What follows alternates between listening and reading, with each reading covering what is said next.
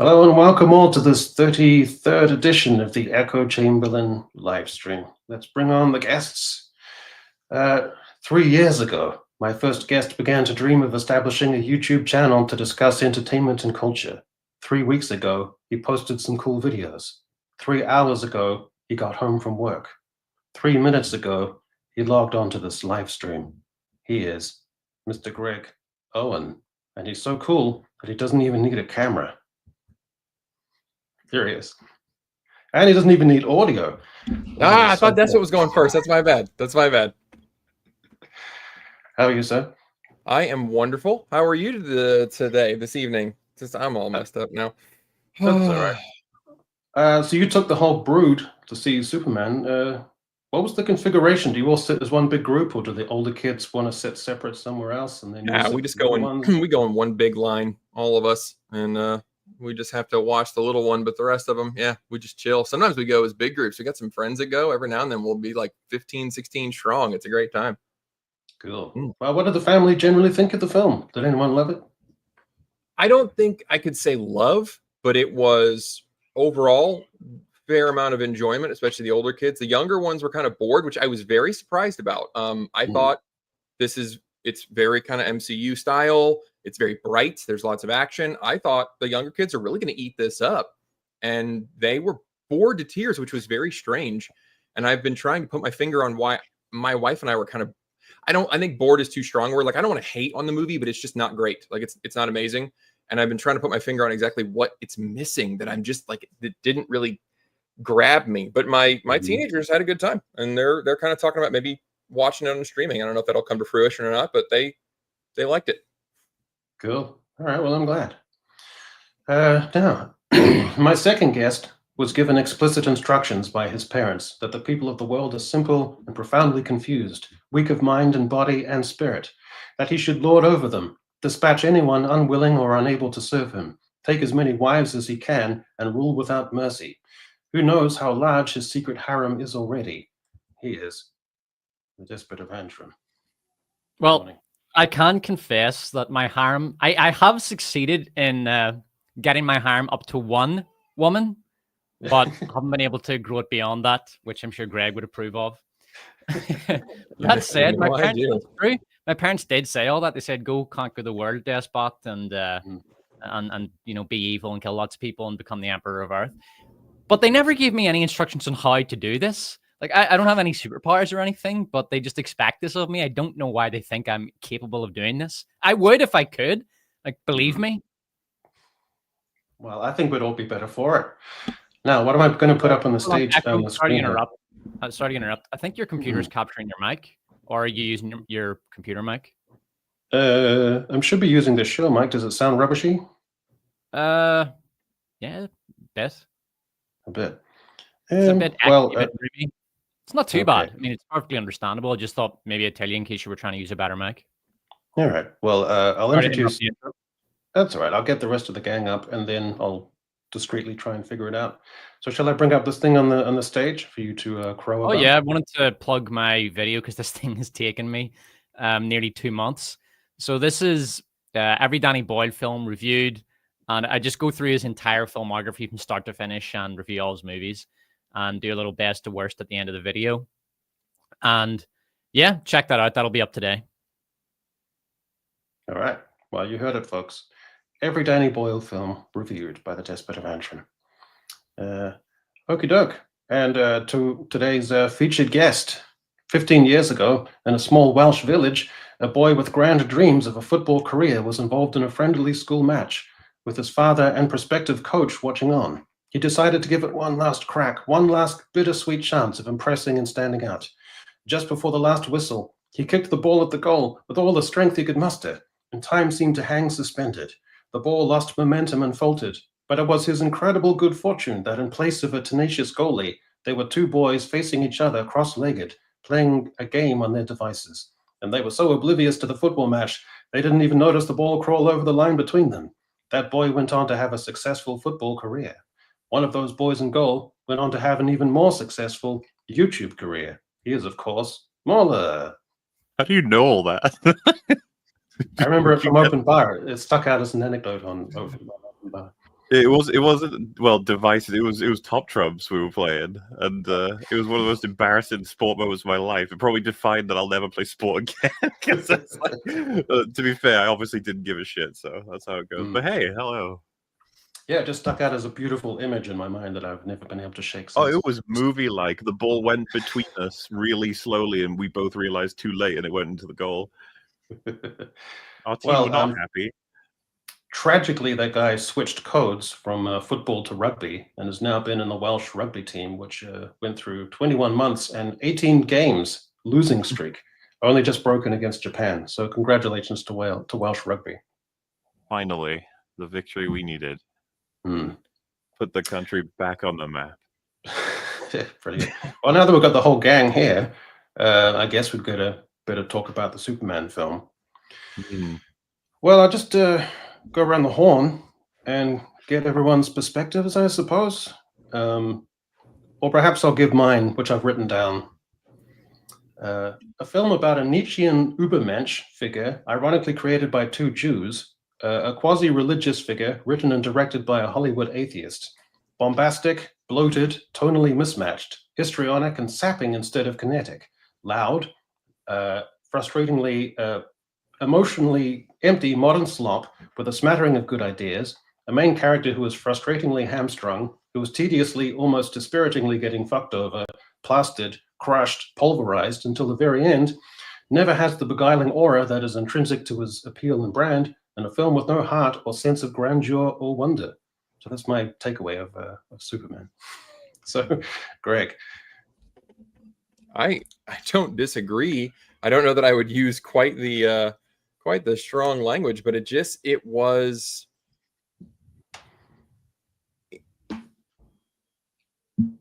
It didn't even feel like a movie about Superman. He felt like a tourist in this movie. And he also felt, it felt like James Gunn views innocent, moral good as childish and naive. That's how he felt portrayed. And I was talking to my wife about it, and she said Superman is supposed to be about an ideal, and this Clark Kent was more about being a stupid idealist. Like, he is just about, I feel that I do what I think is good, and I'm a good guy, but he never really says why. And everybody keeps marketing this as having heart, but they don't really explain what that means. And it just comes across as kind of empty. Yeah, Despot, your opening thoughts on Superman? I think it's the best superhero movie this year, which is really not saying much. It's a very mediocre, watchable movie. I just described it as popcorn fodder. It seemed to me that the movie is designed to entertain a theater audience, keep them happy, and keep them shoveling popcorn in their mouth until the end, and then they can go, "Oh wow, that was great," and go home and forget about it. That's how it struck me. It's a bit of a mess. It's all over the place. It's the humor felt very dated to me. Just James Gunn sort of last decade Guardians humor basically inserted into a Superman movie. I don't hate it quite as much as you two. I thought it was fine. It was watchable. There was a bit of heart there. I know you described it as emotionally empty, Echo. I wouldn't say it's emotionally empty. I think there's emotion there, but I wasn't particularly emotionally invested in any of the characters because none of them are interesting enough. So, for example, they just ignore Clark Kent. I love the Clark Kent aspect of Superman. It's a very interesting sort of underutilized aspect of his personality. In fact, when the Christopher Reeve Superman, which I loved as a kid, I loved him as Clark Kent just as much as Superman, but Clark Kent is just, he's barely in this. That was something that really disappointed me. The worst thing about it is undoubtedly the villain, and it's not your man Nicholas Holt's fault. He's a great actor, and he did a very good job given this pathetic one-dimensional role he was handed. But it's just, it was a one-dimensional villain. He was far too histrionic, too emotional. It wasn't Lex Luthor. Like, the Superman didn't disappoint me. It was well cast, and I felt it captured his gravitas. But what really disappointed me was the lack of Clark Kent and the really botched characterization of Lex Luthor. But overall, just a big pile of fun popcorn slop. Another shitty summer movie, and it will, probably just about make money. I reckon. Audiences seem to like it, but that's it. I have a lot of thoughts on it. There's so much here. This movie. One thing I will say: there's a lot of movie here. There's a ton of movie. Yeah, there's no denying it. Yeah, Molly, your overall take. Maybe I'll have the most negative.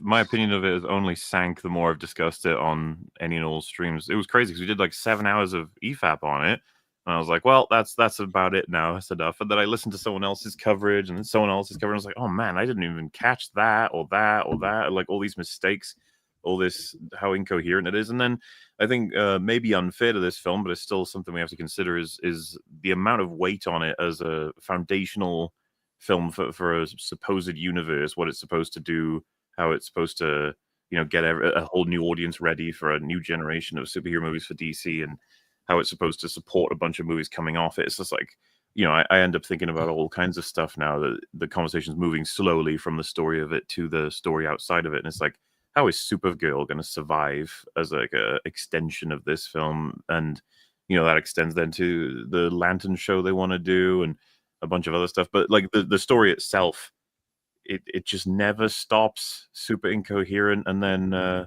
broadly speaking, almost everything I've been thinking about in terms of what the characters go through or what the themes I think are, or what broadly the plot line or the world building with the countries involved, the geopolitics or the technology, like it's all childish nonsense.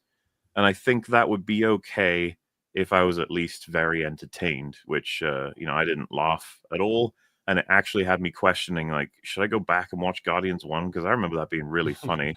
And now I'm getting, like, confused on what my perception on James Gunn's writing quality is. And I think he's just, in my mind, he has buckled under the pressure. He does not know how to write Superman.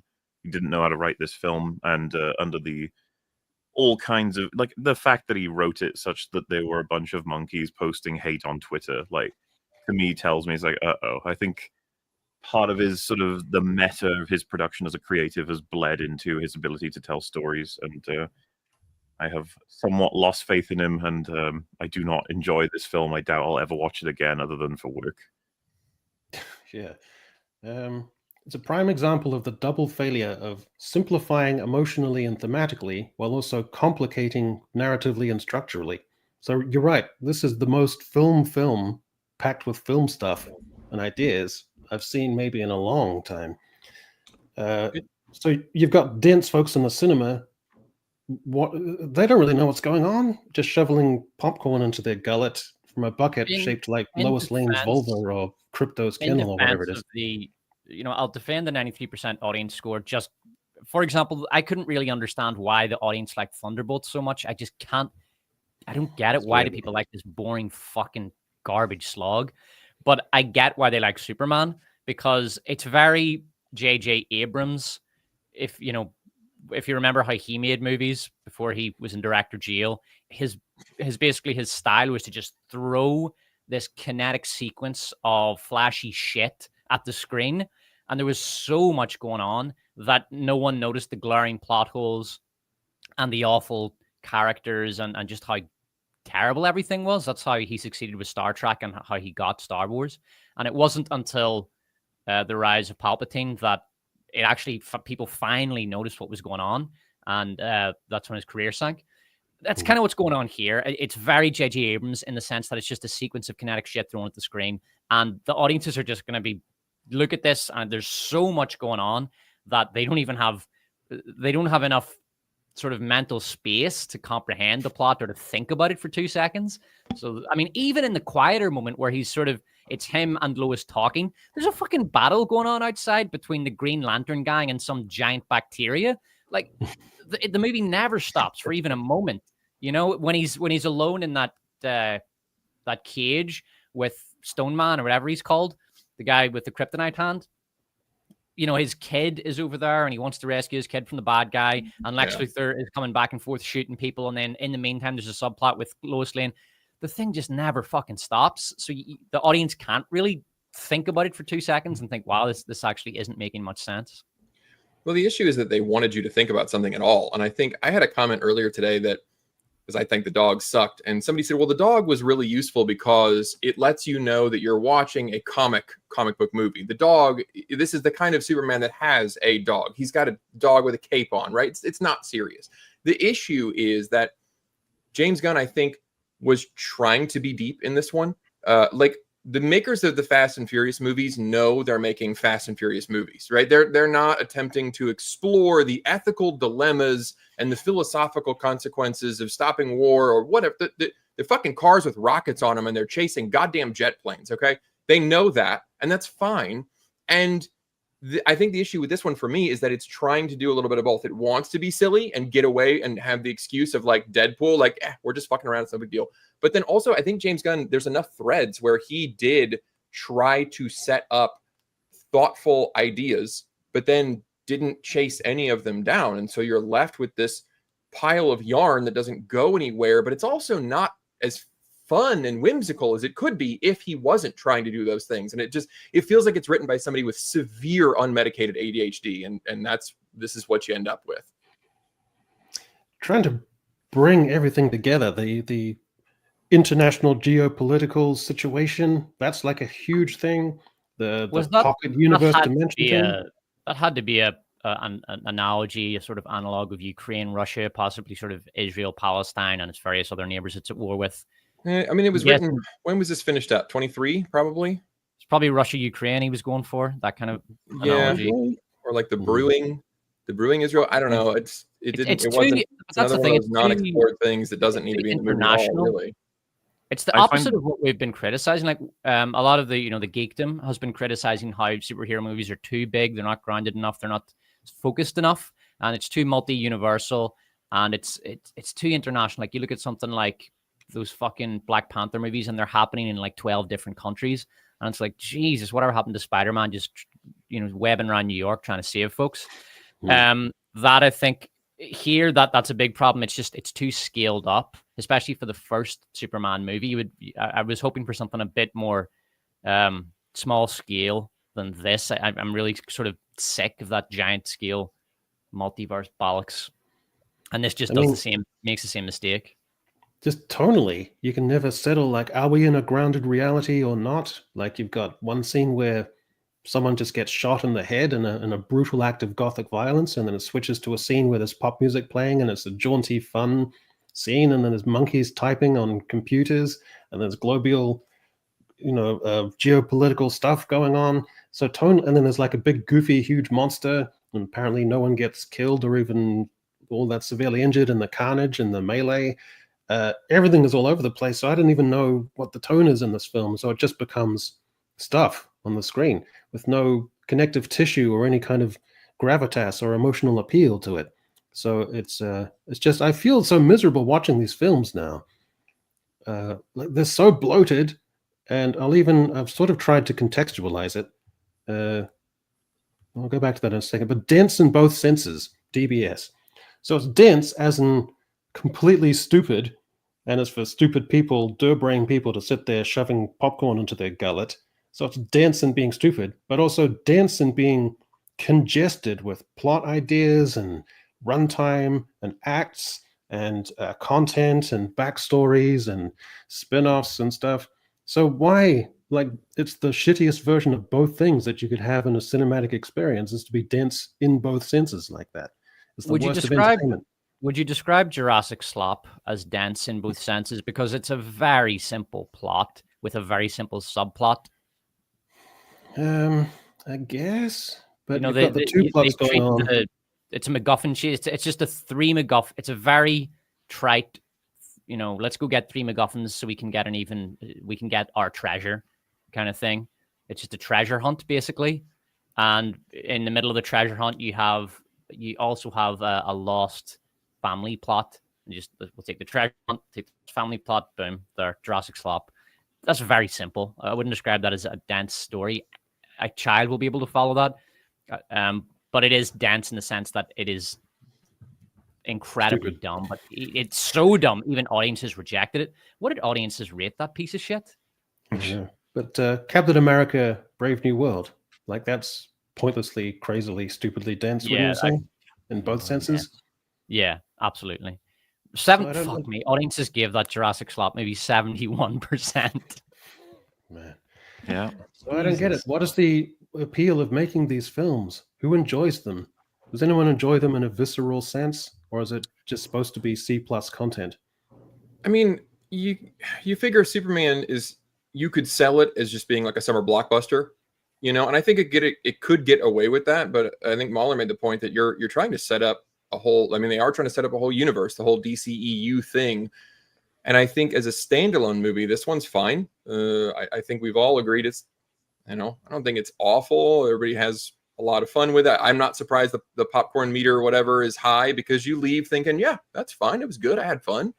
Probably won't think about it tomorrow or the next day, but no big deal.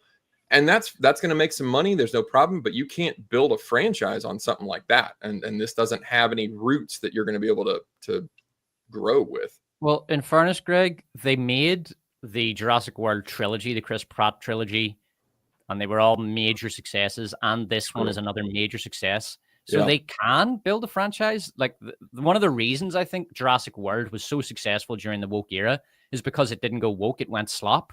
And audiences seem to gravitate quite happily towards slop. The thing is, if you look at all those franchises, the franchises turned on the audience. Like the Star Wars franchise hates its audience. The people writing that fucking detest their audience.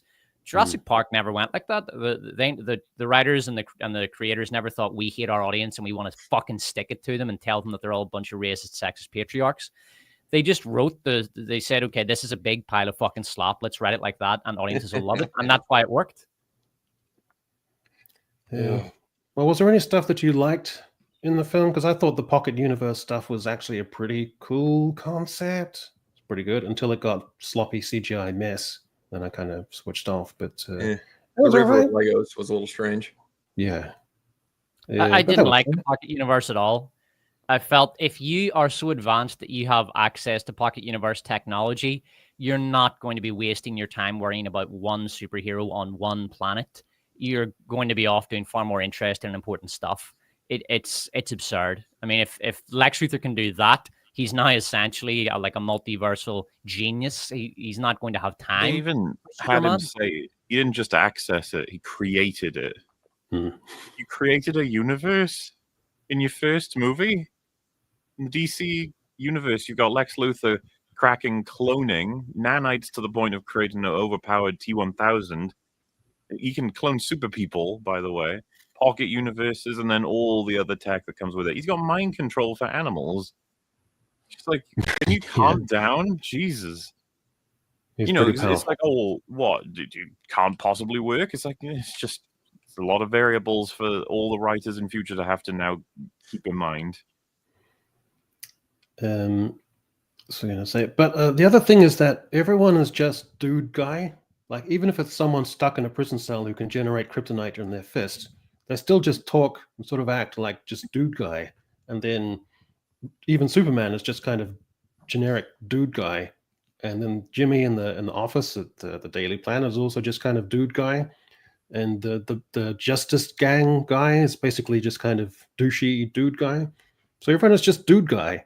Yeah, so the I know characterization exactly is what kinda you weird. mean. If you were to walk into a frat house and take a look around, those are the guys that you would see, just kind of dude bres. And they're very little characterization. They're very uninteresting people as characters, but they all have a little bit of bro attitude. And that's about as you're right. That's a good catch. That's sort of the extent of James Gunn's writing, and it's boring as fuck. Yeah. So instead of wanting to see archetypes who are different or significant or have ironical control or anything like that, they've made the calculation that people just want to see kind of like, so you can self-insert as just do bro guy in the screen and just see them and see it like that. I don't understand it. Well, do you think that this was a because the WB has not had like a track record that you can really get behind, and they haven't publicly stated like Disney that yeah, we make 70% of a movie knowing full well that we're just going to reshoot and rework and we'll just kind of build the plane as we're flying it, sort of thing.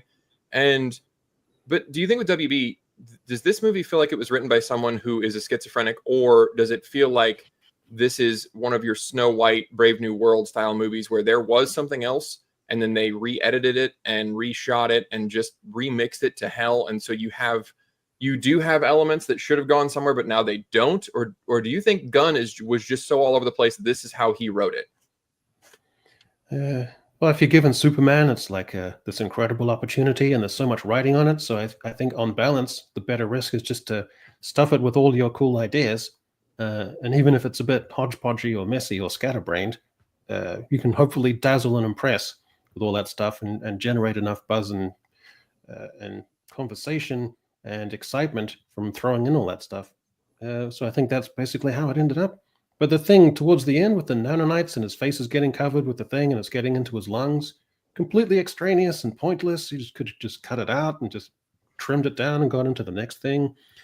That also nothing kind ever of sits. it creates other problems. That stupid nanites in his lungs thing. You think about the amount of effort that Lex Luthor has gone to try to kill Superman. Like, he's created a clone and he has programmed the clone with 2,000 instructions, all of which he's memorized. It's like, Jesus, that's a lot of effort. Why not just wait for Superman to fall asleep and then send some nanites into his room to suffocate him in his sleep? Seems like a lot easier than what he was doing. But Yeah. it's just dumb. It's when you have this super technology, you introduce plot problems like the one I just mentioned and lots of other stuff which I haven't thought of yet, because I've been thinking about this movie very little. It's just it's another big pile of summer shite, and it's kind of fun and not really worth thinking about.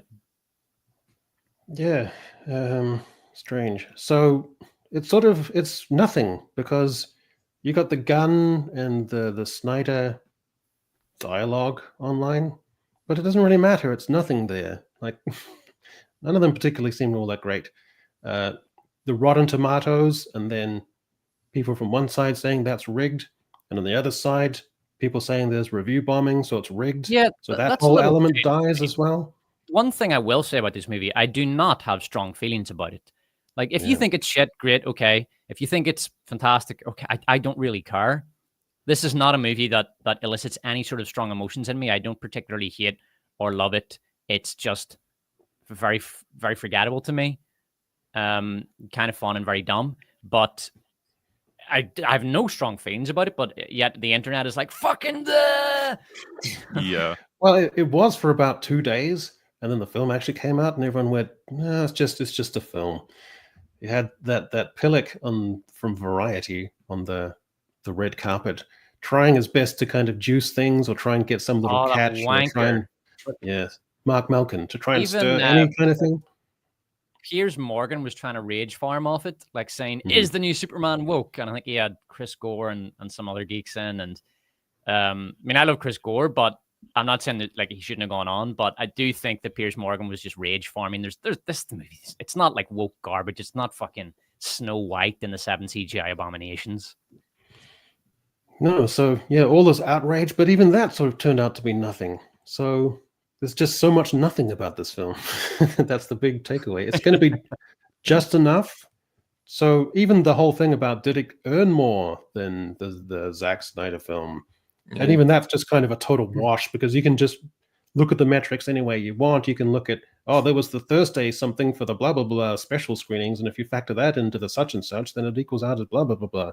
And it's just nothing. It doesn't matter. What a Who cares? bollocks, man! It's just pointless noise. Yeah.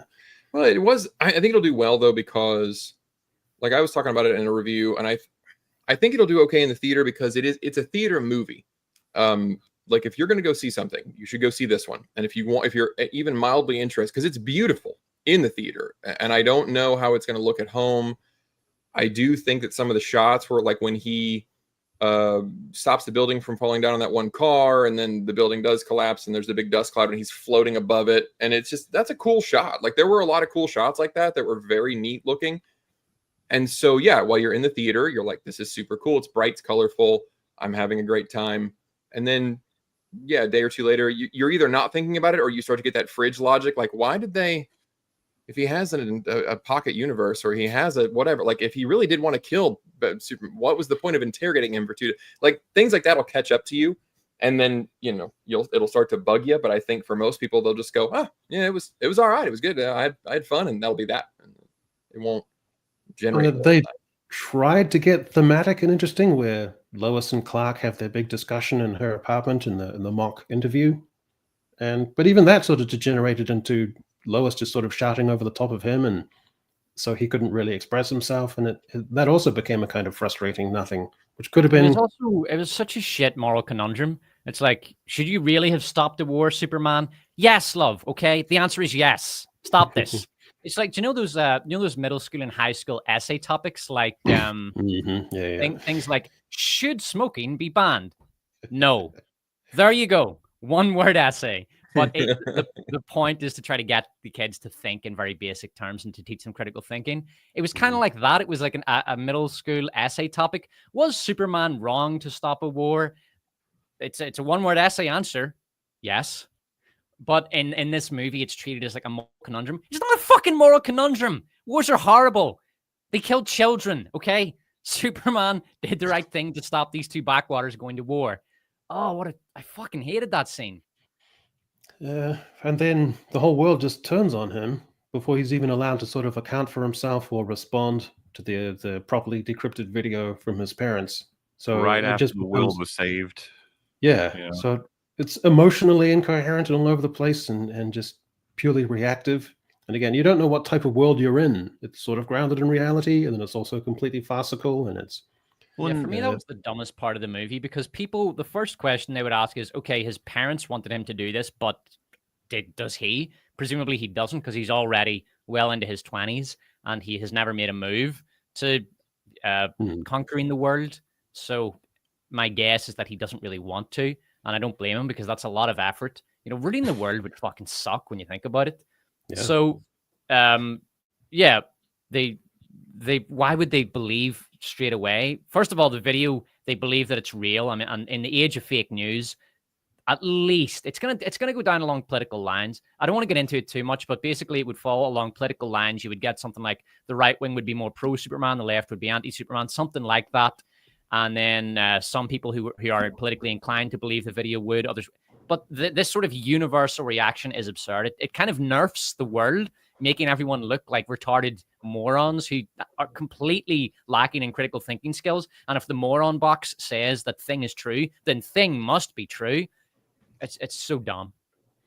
That's a good question. Like, how would it break down? Because you'd have elements of the right who would be, don't tread on me. Like, who is this figure who's like prospectively has all this power? We didn't vote for him. And you'd also have the moral majority Christians who would say, who is this non-Christian space entity who's ruling over us? This isn't our Lord and Savior, and this clashes with our values. So we have a bit of that too, and among the right. It's an interesting question. There's also a tendency on the right to gravitate toward messianic figures like, Trump in America. I say messianic in the sense that people think this is the great man politics, you could call it. So that would be an element as well. What would the left think of Superman? That's a good question. I've been thinking about. Oh no, they'd hate him. He's a straight white man. There you go. Simple. I guess that's true. Yeah. Would they hate him? Well, there's the whole immigrant dialogue. I guess he's seeking asylum. So he's the wrong kind of immigrant, like those South African immigrants who came in and caused a crisis in CNN. Yeah, they would probably not like him as a strongman figure. Yeah, sort of masculine, powerful, white, straight in a monogamous relationship. It's everything they hate, really. Yeah, his values are too conservative. Yeah, that's exactly right. He grew up in Kansas, so that's going to be a big red flag for them. So that's going to be impermissible. And he wears red. Why does he wear red? Is that a Republican thing? Is it? Why does he have a red cape? Did you know Hitler had a cape? Did he? I didn't know. Wow. He actually did. Yeah. I suppose there's that. Yeah, what else was I going to say about this film? There were some people saying, the depiction of the Kents that made them look like too hicky or too Midwest and kind of dumb, and it was kind of reduction to caricature. I thought that was kind of stupid, because if you see like Marvel films like Miss Marvel and the Pakistani family, they're all kind of a little bit goofy and eccentric, or you look at Blue Beetle and the family is all kind of goofy and eccentric. The Little Platoon has a brilliant term for that. He calls it genethnic, meaning generically ethnic. So you basically they're in terms of their moral world outlook, they're fully American, but they're foreign in a goofy way. They have goofy accents and they have goofy antics and they have goofy stuff on the wall and they dress kind of goofy. That's sort of gen ethnic. And yeah, in a sense, the Kansas parents are gen ethnic. They're gen ethnically Kansan. I guess so. All right. So I guess that takes us on. So it's going to. I understand it's not doing especially well in China because they don't especially like this American iconic figure. So internationally, it's sort of doing okay. But is this thing breaking even? Like, is it financially, in pure financial terms, a success? It'll definitely break even because Yeah. it's going to make enough money at the theater that even if it's going to very quickly start making money on premium video on demand and rental. So it's made its money. It's going to become a profitable movie. The question is it going to become profitable in theaters? Either way, I think Warner Brothers are quite happy with how it's turned out. Yeah, I'm sure it's going to have a lot of merch money too. I'm not sure about that. I considering the projections, right? Like, I don't know how into the conversation you all are, but it's fallen behind Man of Steel before you adjust for inflation. That's the big revelation that a lot of people aren't even aware of because of the way that Thursday previews were counted versus not. Like back in the day, they weren't added toward the weekend sort of box office, but this time around, the notion was it defeated Man of Steel. And a lot of people were saying, well, account for inflation, and it doesn't. And then people were saying, well, account for inflation on budget, and then this film still does better, right? You know, the fight goes on, but the Thursday previews for Man of Steel, if you include them like they are included for this, it beats Superman out, which I don't think Warner are going to be happy with. Do you think that it's going to have a major drop-off before it finishes its theater run? I think this film is in serious danger of its legs being completely torn out from under it. It's already competing with Big Dino Movie, which is a crowd pleaser, and Fantastic Four is about to come up and knock its legs out, I think, because that is direct competition, whether or not they want to admit it. A lot of people in the world will go, I might watch Superman again, go to the cinema and be like, oh, wait, I'll just go see Fantastic Four. That's new. Yeah. And that's shredding of tickets. I can't say exactly how this is all going to turn out, but I don't think this opening is what they were looking for.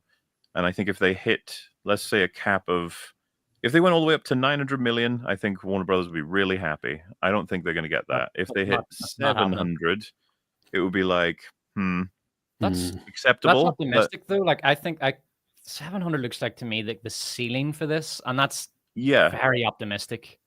I'm starting to think, so we were talking about this on Real BBC, that there's a good chance we're looking at 500 to 600, and I don't know that that's something they're looking for. I think they're going to be like, publicly they'll say, woohoo, excellent job, film's a success, everyone's loving it, next, in the universe. But behind closed doors, they're going to be like, James, you said there'd be more.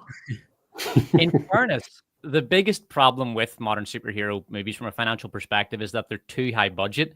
It's very, very difficult for a movie to make its money back when it's $250 million on paper, although it's probably unofficially cost more than that. So if they can figure out a way to make them cheaper, like Jurassic Slop only cost $150 million because they got Gareth Edwards to do it, and he's brilliant at bringing in movies on budget or under budget even. It was really good business. Tell you what, Universal, their Jurassic Slop movies are terrible, but from a business perspective, they've managed that franchise brilliantly. Yeah, who needs story when you're just making that much money anyway? It doesn't matter. But the thing is, this has a huge amount of curiosity factor to it because it's a huge reboot of a new thing, right? So that's going to wane off for upcoming projects. Plus, if you combine that, this thing the marketing budget must have been gigantic for this to promote all that. So if they're going to greenlight this and go, okay, yep, everything flows out from this, I'd be worried that the ensuing products might be lackluster and not even fare all that well because the curiosity value for the reset will be done. And none of them will have even like a tiny percentage of the budget this thing had for its marketing. So I don't know. I think it barely sort of slumped over the line. Well, we'll see. Yeah. Well, let's see how it ranks related to all the other Superman films. So, is it better than Superman 4, The Quest for Peace? I mean, this is a classic trashster piece. It depends on how you want to consider this. Which one of these would I rather rewatch? I mean, I think I saw The Quest for Peace when I was a kid and haven't seen it since. So I may as well not have watched it. I'd rather watch this, but I'm sure after 20 minutes I'd just be thinking, Jesus Christ, this is bad. So yeah, this is probably, it's not the worst Superman movie. We'll get to the worst Superman movie. I'm sure you can all guess which one that is. But it is probably the second worst. Well, most people rate this as by far the worst. So yeah. Oh, it's not the worst. Mauler, is it better? James Gunn's and also which one would you rather watch? So the problem for me here is that I can't remember if I saw this Superman 4 or not. I know Superman 1 and 2 pretty well, but I remember the reputation for this. I'm not sure if I either didn't see it or I saw it and completely forgot it. So it's hard for me to do a ranking here without the requisite knowledge. But it's I mean, you're right. It is considered the worst by a lot of people. So it's in the running. I'm just gonna have to go on you guys' expertise for this one. Right, Greg, did you ever see The Quest for Peace? I have not. I haven't seen the old Superman movies in so long, and some of them I think I've seen it all. So I don't remember them even a little bit. All right. Well, Superman 3. So, Desperate, would you rank it? Superman 3, it has some redeeming. It has some redeeming aspects. Was it Richard Pryor? Yeah. So he's it was an interesting idea bringing him in, and sometimes it lands. He does some funny stuff, and his slapstick is really good. There's a really cool scene that I loved when I was a kid where the bad guy goes into a machine and comes out all covered in metal like a robot. I thought that was pretty cool. But it's a mess, and it's really bad. It's a terrible movie. Greg, you never saw Superman 3? Is this the one where he turns the world around to turn back time? Not Superman 1. He turns the world It around. still This makes me one- want to see it though. This one is One like, and technically the fucking Dawn of bizarre. Cut too. It's like Yeah. a Richard Pryor comedy mixed with, and he's doing full Richard Pryor, full slapstick, really funny at times. And then Christopher Reeve is doing like a fully serious Superman. It's just totally hideous. Looks like he's being held back by aluminum foil right there. Yeah. That's fantastic. I'd probably rather watch this on balance than the James Gunn one. Batman vs Superman: Dawn of Justice, which is That is- better. That's the worst. I can't Worst? even. Oliver, you go first. Man, well, so what's funny for me is like it's there's so much I hate about that movie. And so being like, is it the worst Superman movie? It's like, is it even a fucking Superman movie? Like he's just a miserable mess in this, almost like I don't know. It's like a worst movie for everybody involved. And then what's funny too is like, I don't know if you guys have a hot take on the extended like director's cut or whatever, but you get told by a lot of people like that's what fixes this film. I thought it was still a catastrophe of character work. The whole thing is such a rushed mess of just trying to get to the crazy plot line that Zach was setting up, which I don't know how much you guys know about that, where that was all going, because it got, the details got released where we were going to end up for Superman, Batman, Wonder Woman, everybody. I kind of hate. Well, the main thing to let everyone know about the summary is so Superman obviously dies to Doomsday. Batman ends up consoling Lois to the point where they hook up, and then I think it would be like the third Justice League movie or second, it doesn't really matter. But Batman dies. I don't remember the details on how, but Superman comes back, and then Lois turns out to be pregnant with Batman's baby, and so Clark and Lois raise Batman's kid together. It's just like, what the fuck? You probably heard about Wonder Woman was going to be a Kryptonian as well, by the way. It was going to be a reveal. Oh God! All these ideas are just like, God damn it! I'm very happy the Snyderverse is over. So Mauler, you as a Buffy fan, you had to endure the downfall of Joss Whedon, and then with Rebel Moon, you've had to endure the downfall of Zack Snyder. So are you now on the precipice of having to endure the downfall of James Gunn into kind of slop territory? We kind of have already. Well, because I never really liked Zack Snyder. The thing that I enjoyed the most from him would be Watchmen. I do like that movie, but from there, 300 and Dawn of the Dead and a couple of things like Sucker Punch. I was always just like, he's there's stuff about it, stuff I like, stuff that I don't. But as soon as he got like Man of Steel, I'm quite a generational Man of Steel hater. So I was already just like, man, I can't stand this guy's like hyper teenage edge where everything has to be dark and moody. And you know what? I'm doing the real Superman. This is how it would be if it was in real life. Remember that clip where he was like, your heroes would kill people. They would cheat on their taxes. They would do this. And it's just like, oh my God, man. Like, tiring shit. But so yeah, with him didn't matter. With Joss Whedon, yeah, I was unfortunate. Lots of the revelations or the different things that he did, because I'm a fan of a lot of his work, but you know, that's almost ancient history now. You know, he's been gone for a long time. James Gunn, on the other hand, I guess you could say is in a way sadder, because I went from basically being like, yeah, I like him, and I'm curious to see whatever work he does next. You know, Guardians 1, I think, is probably my favorite from him. And then in the past, even just 4 or 5 years, you got The Suicide Squad, which I think was mixed. Then Peacemaker, I just didn't like at all. Guardians 3, I controversially do not like at all. I know a lot of people do. And then Superman, I've just been like, man, I think I'm done with him. Like, I don't really want anything else. I'm about happy now. God. So, yeah, you know. If he had just made a Justice Gang movie, I really think that he would have killed that. Awesome. If he had just done the Justice Gang in the style of the Guardians, I honestly think that would have been a kick-ass movie. I mean, his writing, everybody loves Green Lantern and Mr. Terrific, and to a smaller extent, Hawkgirl for the 3 seconds she was on screen. Like, you don't hear any complaints about any of those characters, and those are very James Gunn characters. Like, he killed it with them. And so that's his wheelhouse. And then rather than, you know, do the Justice Gang movie, which would have been fucking awesome, he, for some reason, decided to make a Superman movie where Superman is kind of only half of the main character. It was very strange. Well, let me ask you, Greg, where would you take Superman if it was your movie and you were writing and directing it? Because you've had this sort of dark, brooding Superman, and it's fucking awful. And now it's almost like this this comedy movie that James Gunn has made. Would you make it more grounded, serious? What direction do you think would be best for the character? I think honestly, the weird thing is he's almost there in this movie. I think that's what really bums me out about this one, is because he was really close.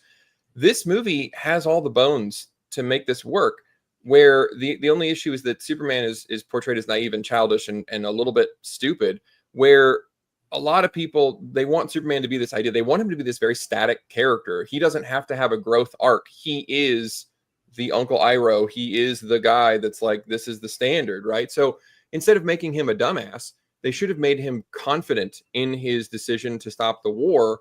And instead of yelling and shouting with Lois and I'm just trying to do good, he really should have gone back to her and been like, oh, so you're the kind of cynical piece of shit that would have just let people die, even though you have the power to stop it. That's you, Lois? God damn.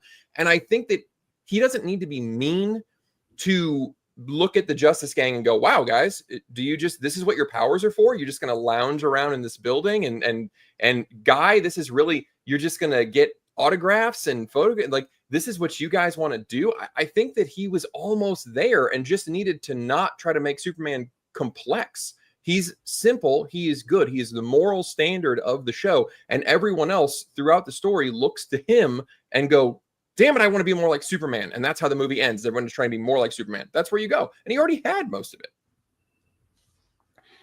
Yeah, he never seems especially... He's supposed to be kind of invulnerable, right? That's kind of like the charm.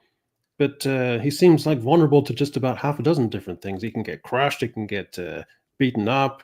He has to be dragged into his temple thing place and then fixed up again. And even restoring his stamina is like a painful exercise he has to go through.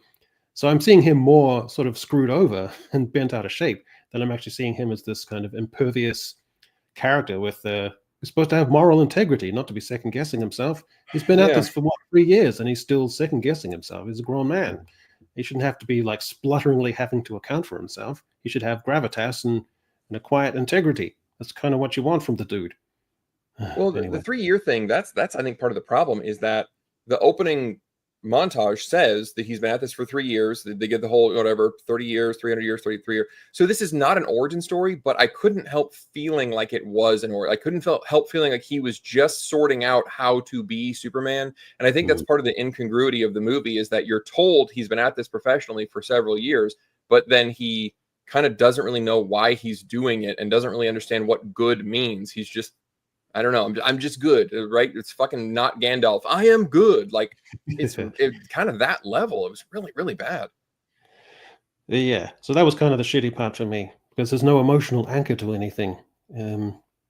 Very peculiar. But Anyway, I'm interested to know where this Snyder one. I want to see the super slow-mo shots that he had in mind, where like Bruce and Lois are, I guess, going to start heading off to the bedroom, but it's one like super, or not even that, because it's like a plot point. I want to see the super slow-mo, mundane wheat harvesting scene that he had in mind for the Justice League, where they just like slow-mo brewing coffee, like hand grinding the grounds and in quarter time or something, and you're seeing each ground drop down into it. Like that's I want that now. I'm sad that we didn't get the Snyder Justice slow-mos. Well, you're describing like a Republican congressional advertisement where it's like golden sunshine and fields of wheat and stuff and slowly fluttering flags. So is it better than Man of Steel? Cards on the table, Mauler. I think I thought at first yes, but the more I've been thinking about Superman, I really don't like both of these films.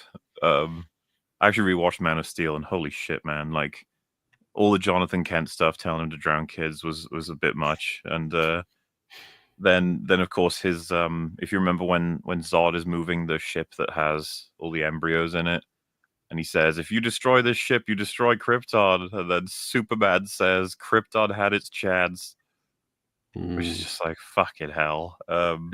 Not a fan of the characterization of basically anybody in Man of Steel. Don't like the way it's toned like a fucking depressing emo's vision of this world of superheroes. But I mean, I don't know. It's a really tough choice. I think I like Mr. Terrific in Superman, the new vision. And I cool. don't really know if I have a version of that for Man of Steel of like, oh yeah, I like that character. So it's really close, which is bad for both of them, honestly. Well, let me flip it around. So Cavill or Corin Sweat? Ooh. I think they're both extremely capable of playing a very, very good Superman, but neither of them have gotten the chance yet. They almost both went in two different directions of not what I think would be right for the character as written. Cavill was played way too serious and depressing as far as I'm concerned. Very, very miserable. And then Corin Sweat is too weak as a preference for Superman, as well as didn't have enough commentary from him about his sort of experiences as a 3-year running warden of Metropolis or even America. It's like, what is that like? And then to have that stripped from you in one fight that you never saw coming, and to then find out it was a clone of you that did that. Like, I don't get anything. He's just got a big old grin on his face throughout the whole fucking movie, other than when he's getting tortured, which is like, 50% of it. The only thing we get is 2 lines that are almost random asides of people saying, well, he's done some good things, to like mitigate against the supposed bad new revelations. And we never get any insights into what that might have looked like and what that might have meant or how often it is or anything like that. So very strange. Greg, Man of Steel or James Gunn's Superman? I think I'll still go Superman. I've forgotten most of Man of Steel just because it was trying to do, before The Boys and before Invincible were big, this was the first attempt at what if Superman dark, and it's never been interesting. And I don't know why everybody thinks that this subversive, but what if they're bad? What if, oh, look at how clever I am because the Ring of Gyges really does make people do bad things and superheroes would cheat on their taxes. And oh, look how fucking clever I am. It's just, I'm so tired of that shit. Like, as all over the place as this new Superman was, I can give Gunn props for trying to make it about him having heart and optimism and all of that. I don't think the execution was on point, but at least it wasn't this. Yeah, another thing I will say is that when you look at these two movies, Man of Steel really doesn't have any peaks. The best scene is probably when Superman is in the bar arguing with a hick, and the hick like throws beer on him, and somebody has to, I can't remember if it's Lois or some girlfriend he had at the time, has to calm him down. And yeah, that's a good scene, but that's all I can remember of the movie, and there's just no peaks here. It's just sludge. Whereas as bad as the new Superman is, it has its moments. It really does. As dumb as it is for the little girl to be anywhere near the giant sort of Godzilla creature, when he runs in and saves her, it's a really great visual. That's a terrific scene to watch. And it feels nice to see Superman go and save a little girl, obviously. Saving the squirrel was kind of funny. There's other things. There's other parts of it that are good. Like Mr. Terrific is obviously already a fan favorite from that movie. And then there is Hawker, for the brief time she was on screen, was actually very likable. So it has its peaks, like it has its moments, the new one, whereas Man of Steel really doesn't at all.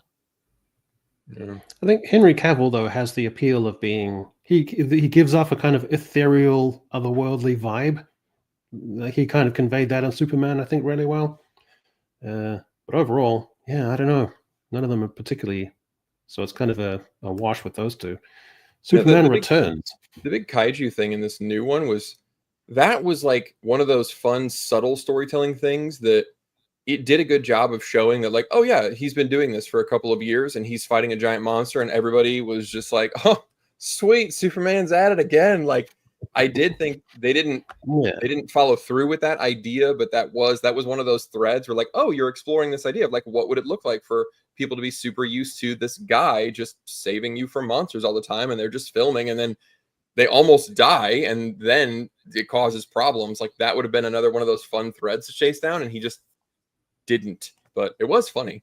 I will say, though, and I absolutely mean this, there are so many people, a significant proportion, at least a significant minority of people, who would happily go into the vicinity of a giant kaiju to get the right TikTok video. Hell yeah, absolutely. they would. Fuck yeah.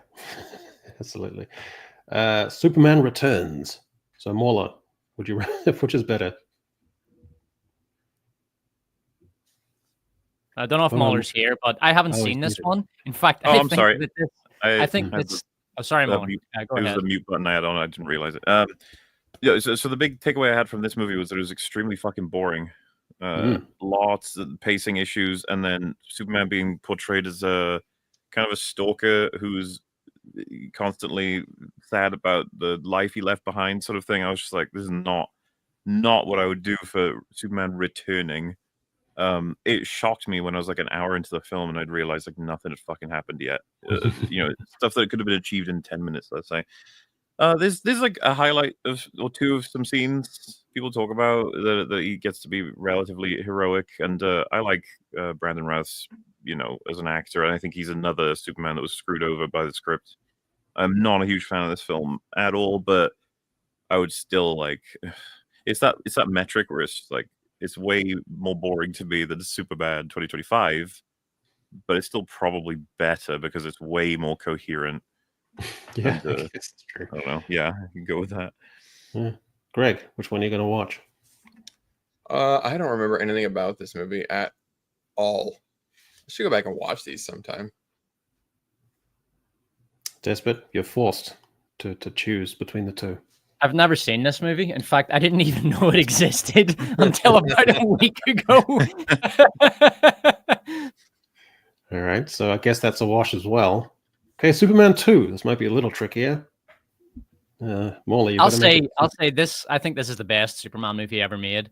Yeah. This is the one with Zog comes in. Yeah. I don't remember it that well, but this is the best. It's better than one. One has that hideous scene where he saves Lois by making the Earth go backwards, and that just nerfs the movie. But this one's good, and Zod is brilliant. Zod he has this goon who goes around with him, who's kind of a retarded thug. And then the woman with Zog, I can't remember her name, but she's great. She's so intimidating and scary, but also sexy. Yeah. Oh, she's so good. Those are just great fucking villains that come in and they're an actual threat to Superman and a threat to the Earth. It's definitely the best Superman movie, and it's not perfect. It has its problems, but it's for me the only really Superman 1 as well is very good. I do like, because especially the Clark Kent aspect of Superman 1, but Superman 2 I think is Superman at its best. Well, it's funny because it's super cheesy and corny and ridiculous, but at the same time you can't help but get emotionally invested in it. Oh no, they're in the White House. Is the president? Get away from him. Oh no, Superman, do the right thing. Even though you're watching schlock, you still get emotionally invested in it. So that's the thing. So, Mola, which one are you going to watch?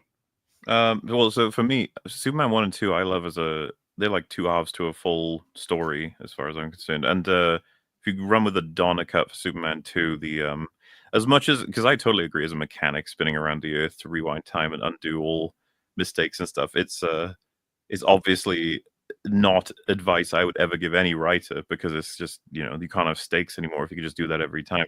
Which it is amusing. I think Donna said that he would have changed that.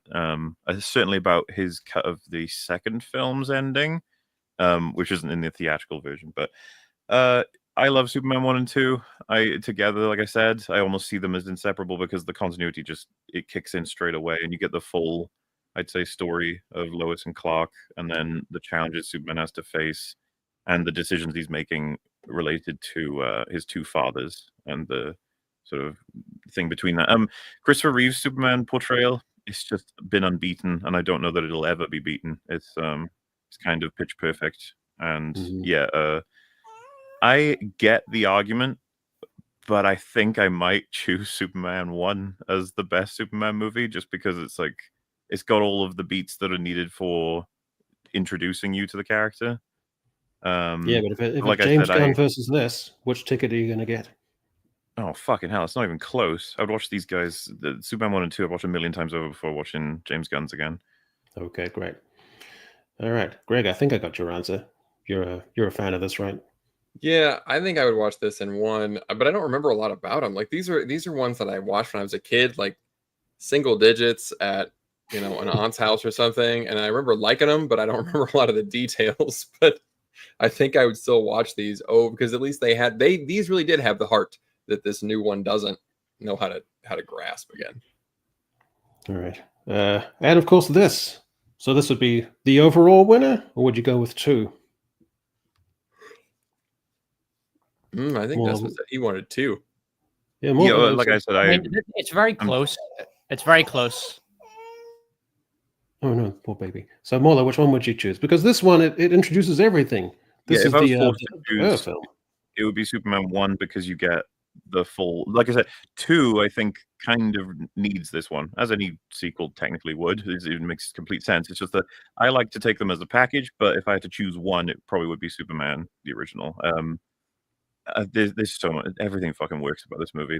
They understood the assignment and they nailed it. There's a reason why when people are like, well, if you adjust for inflation, I guess this movie's the most successful. It's like, yes, it is. Yes, it for is. good reason. Mm-hmm. The world loved this movie, and they should. That's a zeitgeist thing. So America's really down on itself post-Vietnam War. Then you got the oil shocks. It's lost a sense of kind of direction, and people are super cynical in institutions. And then this film comes out where it's a simple, time-honored verities, iconic hero, truth and justice and simplicity and decency and integrity, and he saves the day. So as a pure zeitgeist film, it must have been beautiful when people saw it for the first time. It must have been of cathartic. That's a good point. And don't forget as well, New York was an absolute fucking dump at this time. Yeah. Crime was endemic. Murder rates were very high. It was just sorry guys, I gotta go for 10 minutes. Whereas that's what I thought the Zack Snyder one was. It sort of almost zeitgeisty as well, because you had the economy was bad, and you had ISIS, remember, was really gigantic around that time, all that kind of stuff. So maybe they wanted to kind of meet the moment of being super bleak. Well, do you remember BVS begins with Jimmy Olsen getting executed? Remember that? These movies, Zach was, he's up to some stuff. Yeah, he was doing some wacky decisions. Yeah. I remember the fans of the film were like, "That wasn't the real Jimmy Olsen. It's a fake one. Don't worry about it. It was a code name." So maybe the James Gunn one is at a zeitgeist level, saying everything's kind of retarded and crappy and shitty, and society's all shitty and crumbly. So let's just have a party and just have a big, wild, stupid, popcorny film that everyone can enjoy. Maybe that was kind of the vibe. We're sick of all the gloom. Maybe that was it. I don't know. I don't know, because I agree. It's not really the film that gives me that uplift, There's nothing valiant about the character, and that's kind of what you want as well. You just want a stoicism that's not there. maybe the idea is that he's supposed to grow over ensuing films, and we like him better, and he becomes, he's got more centered and everything. So this is kind of like an origin for that, or a setup for that. I don't know, but it didn't connect with me on any emotional level, and I didn't feel any emotion from it. And there's no grandeur about it. So strange. And so that's where it's at. So I think it seems like the easiest character in the world to nail, but no one's ever really quite got it, apart from maybe in 78, 80. Well, I don't know. I think it's deceptively easy, because it should be, but I think a lot of writers want to, like, I think writing these static characters is very difficult for a lot of them. Writing someone who is just, they start good and they stay good and they don't really grow that much. Like, I think for a lot, that goes against a lot of what writers get taught, that there has to be conflict and there has to be character growth and there has to, and Superman doesn't have a lot of those things. And I think that's the big mistake that they end up making with this character in particular, is that everybody thinks I have to be clever and have a cool take on Superman, and that's what never seems to work. And I think that's what trips people. The simplicity of it really screws a lot of these wannabe clever writers. But you can have a valiant, good character, and you can attack it from different angles. Like, you can create conundrums where he has to choose between two devastatingly bad choices. And so how does a valiant, ideally morally perfect person decide between those kind of things?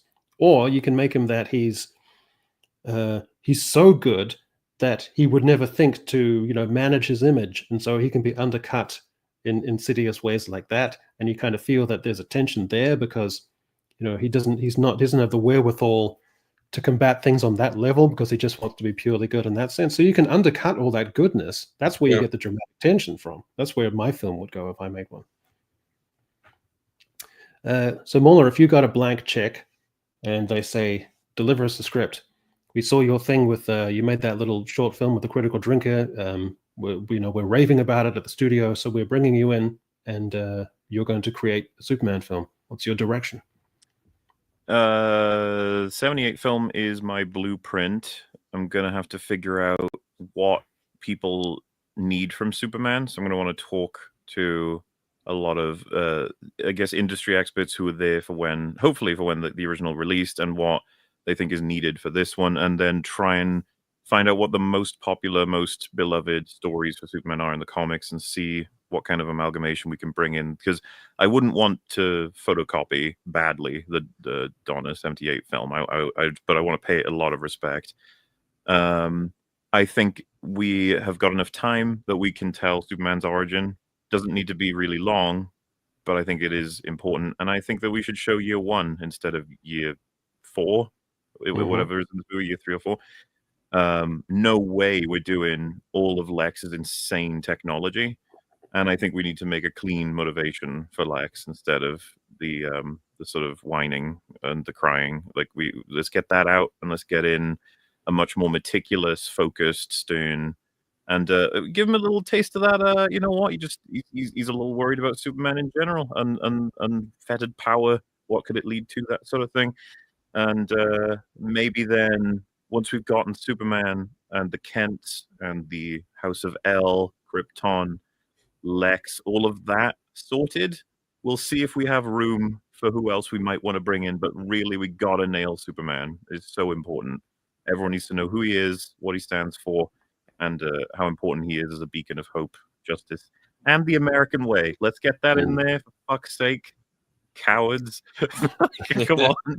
The one thing from the 2006 film was that Kevin Spacey as Lex Luthor, perfect casting.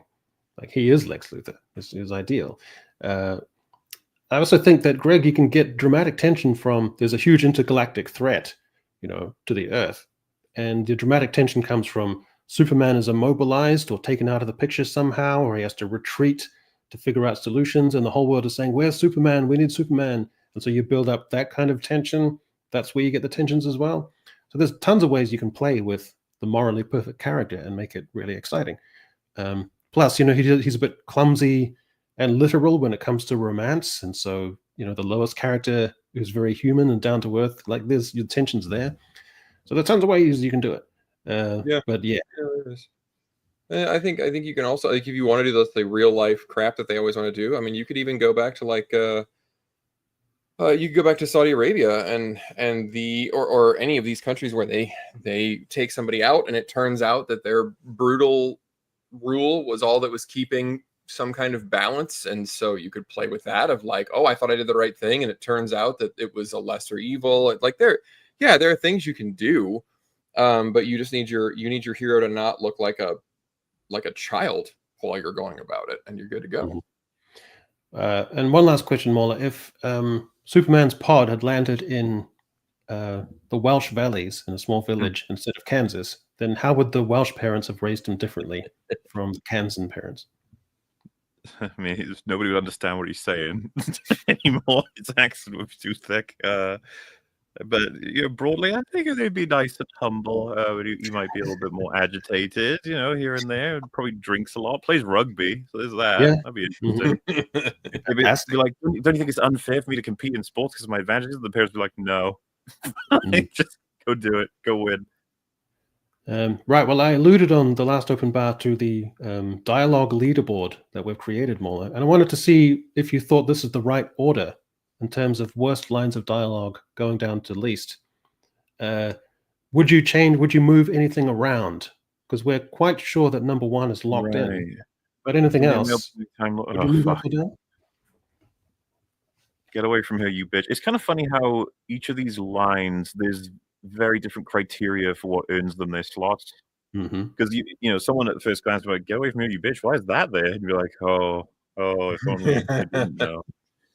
Well, assuming prior knowledge, though. Then no, yeah, of course. But you're not all boys. What's that from? That's from Peter Pan and Wendy, where she encounters the Lost Boys, and the Lost Boys is super diverse and includes girls. And so, I never saw that movie. Luckily, yeah, that was quite. She has to tell the audience. That bloody She-Hulk quote. I remember that. Right reasons, wrong consequence. Filled up the condom jar if you need a re-up. Why do I know that quote? But I don't know where it's from. What's that one? That's from what's that from, Greg? That's from Robin Hood. Robin Hood. Yeah. Right. From Well, the music videos. I mean that not just colloquially, not at all pejoratively, is the most recent one from Ironheart. And yeah, I think your number one is a really good choice because I remember at the time even people who were somehow pro that episode were like, I saw some analysis being like, that was a really bad line because like every form of analysis you can take at it fails because holy shit, man, Doctor Who, I don't even like to think about it. I know, so sad. Dude, that's old now. That shit with David Tennant and the whatever that episode was called, the Star Child, was it? I think that's old now. Like a couple of years. Yeah. Two seasons of Ncuti Gatwa already. I know. It's crazy. I feel like we should give Despot's favorite get in here. You think you're so special because you have boats, I think is the line that Despot man, likes. you've got to get that one in there. It's Napoleon turns to the British ambassador and says, "You think," in a broad American accent, says, "You think you're so great because you have boats." That's a great line. We should have that one in there. That's good. Is it offensive though, or is it just stupid? By the way, blame my parents for my absence because they told me to build a harem. I built a harem. But then like 9 months later, all these babies started showing up. And I had no idea what the hell was happening because they never told me about the birds and the bees. They'll eat up all your time. You can't have one without the other. And that's the other thing. Like they say, oh, Superman, go build a harem. But like once his kids start appearing, he's not going to have any time to conquer the world. Like he'll have no time at all. So that's our leaderboard. Was there anything else you think needs to go on there? Where would you put you think you're so great because you have boats? Where does that go? It's got to be at least just below I'm going to be a dad. Well, maybe we could swap out sometimes even the right reasons and replace that in there. Could be quite good. Yeah, I think that the boats line is better. Okay. See, there is a line, funnily enough, that possibly could be submitted from Superman if you felt so inclined. I'm trying to find. So I wrote a note for it. Just 1 second. It's when, if you remember, they go to the Fortress of Solitude, and his subordinate, the engineer, I think her name is, right? He has his rant about Superman, and he says at the end of it, "Nothing's felt right since you showed up." and that he's an it, he's not a man. And then the camera like focuses on her, and she goes, "I know, Lex. I have sacrificed my own humanity to help get rid of it." I was like, "Whoa, What a great line. Yeah. That's clunky. yeah." I don't remember if yeah, we gotta expand this thing. I feel like we need to have our own special places because my No, Greg, personal- because if you expand it too much, it becomes worthless. Like Yeah, that's superhero true. movies, you know. You Mhm. gotta my personal one was Wheel of Time when the Amerlin tells Rand that life would have been easier if he were born a girl, because that A is a dumbass line, but also B, that was like the director looking right into the camera and just going, I fucking hate that this story features a male protagonist, and I really wish it wasn't so. That's what offends me about that one. Hmm. Well, fair enough. Well, you can submit them, but we will have to agree. So that's the I'm thing. gonna have to submit them. So yeah, this is my new thing, and I'm Hmm. trying to square this. So you have progressive writers who, being progressive, want things to be, I suppose, egalitarian, and decent, and all that kind of stuff.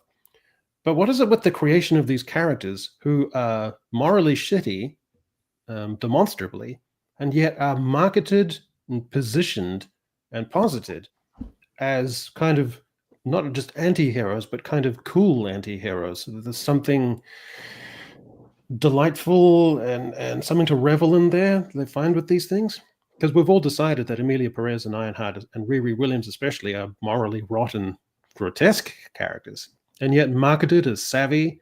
And I think some of it is to do with, if you come from a state of oppression or marginalization, then that kind of skews or alters moral definitions of what is permissible, that you can operate in a murkier kind of sphere where the usual moral rules don't apply so much, and there's a kind of relativism there that you're supposed to press against and push against and kind of promote.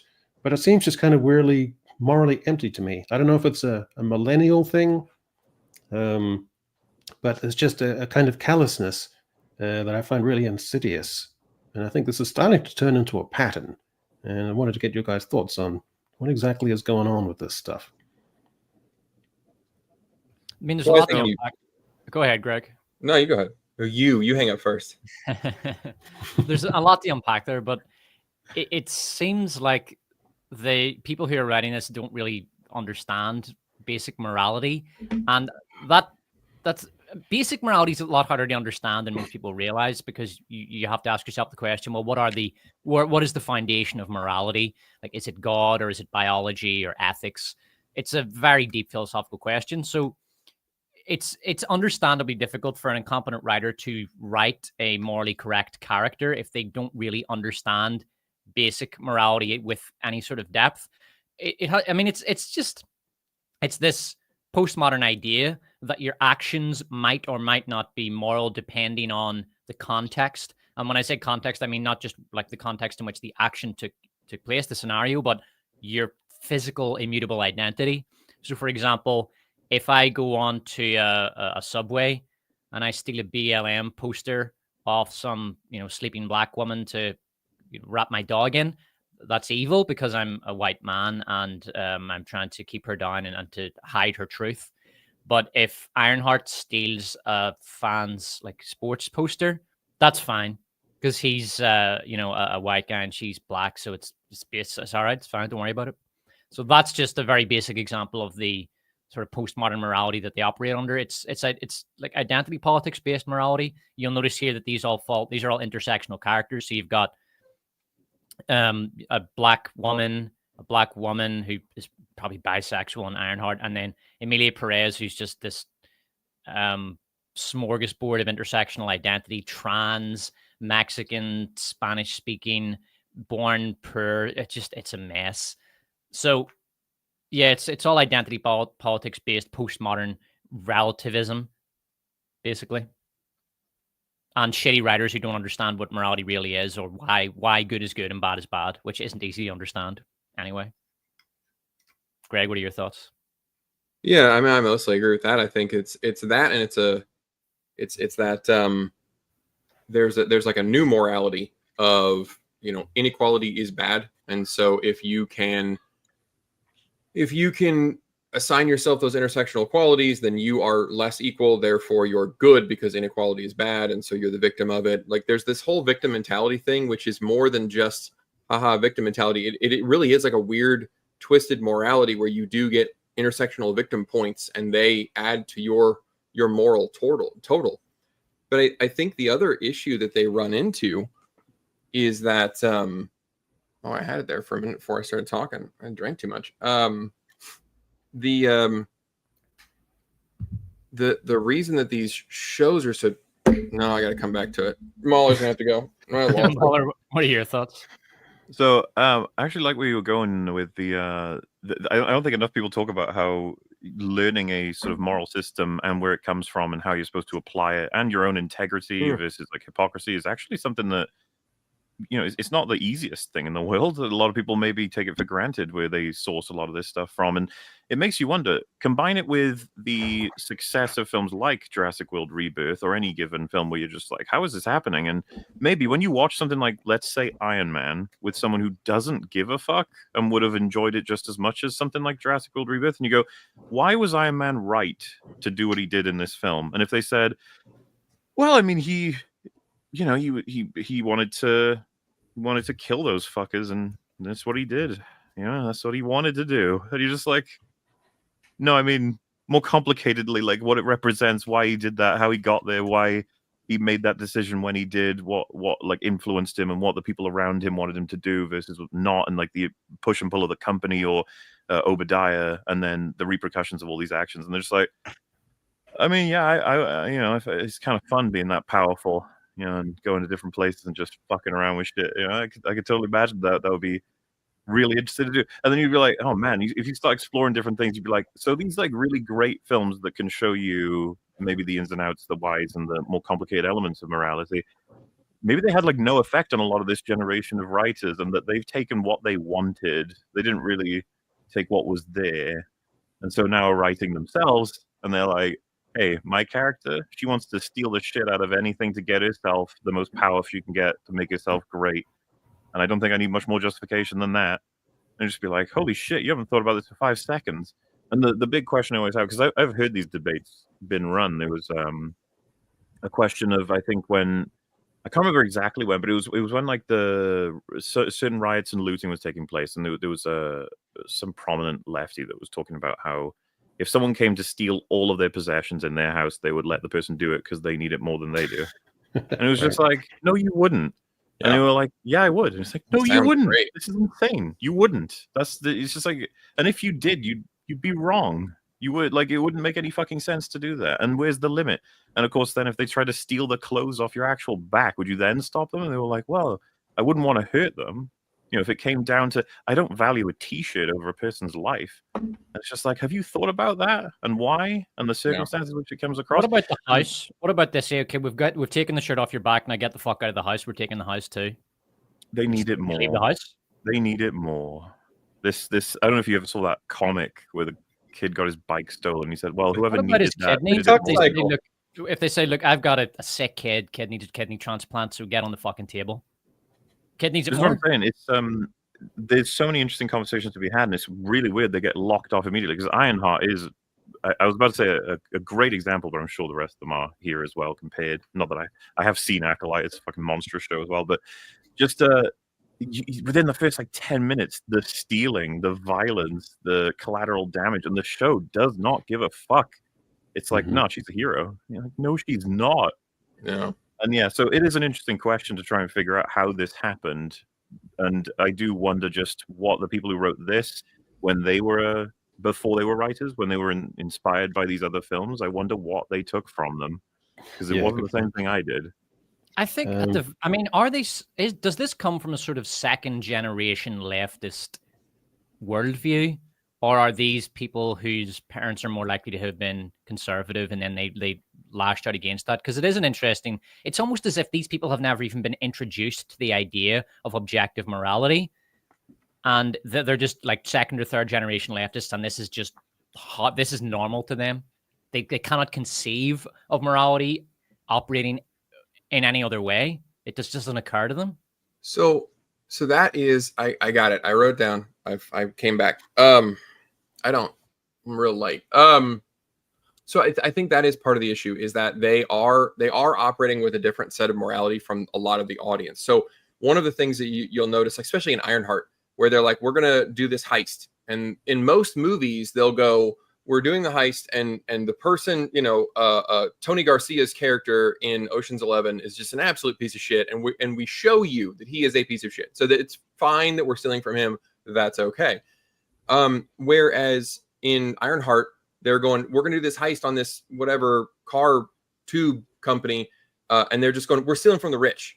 And as the audience, you're supposed to, in their minds, you're supposed to just go, oh, well, they're obviously bad because they're rich. Like, if you saw a story where somebody went, hey, we're going to go beat a pedophile to death, and they didn't give you any other information, the audience would be like, oh yeah, fuck that guy. I mean, absolutely. Can we Snyder slow-mo that shit? I want to see the pain in real time, in long time.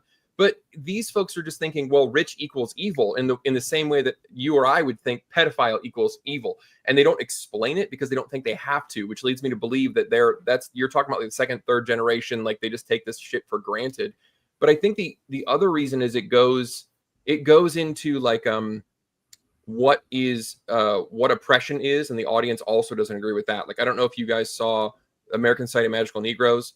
A lot of shows or a lot of movies have the same problem where they think they're showing you racism, but if you don't already bring your agreement to the movie with you, it doesn't look like racism. It just looks like either the person they run into is just kind of a general asshole that doesn't care about the people around them, or it looks like the main character, as in American Society of Magical Negroes, is just kind of a introverted, sad, non-assertive, non-skilled individual, and then bad things, they don't have opportunities because their skill is they make fucking yarn sculptures.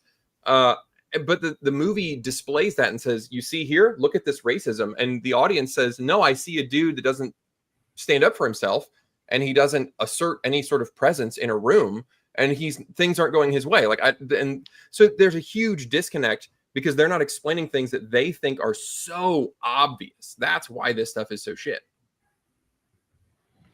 Is this a phase, like the tail end of the woke thing that we've decided has kind of turned into slop, or is this something which is kind of the rot is set in, and we can expect this kind of entertainment a lot?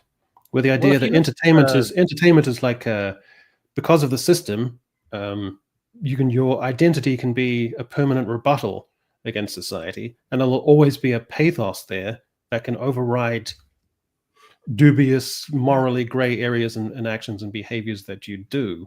And that identity is also a kind of self-branding. And so all of that gets mixed in and put through postmodern filters and then sprinkled with identity politics and turns into this really insidious content. So I don't know if this is a phase or not. It's never going to go completely away because you'll still see it in Oscar bait stuff, which that'll usually get released in November, December. We'll see plenty of those movies this year. But in the mainstream, because we're going to be talking, are we going to be talking about Slopbusters in the next section?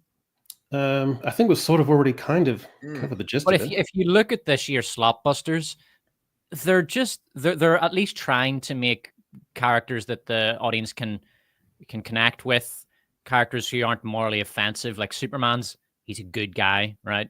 And then if you look at the Jurassic Slop movie, they're all nice people. They're all right. The characters are really just plot devices. They're not even characters, except for the evil pharmaceutical guy. He's evil because he's Big Pharma, but everybody hates Big Pharma, right? So that's fine. He can be evil.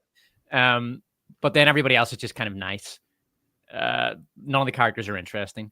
So it's like, Holly, there are writers there who understand what audiences do and don't find morally repulsive, but there's just this weird blind spot that I think is always going to be there in some form. Like I say, it'll probably become more of an Oscar bait thing than a mainstream thing, is my guess.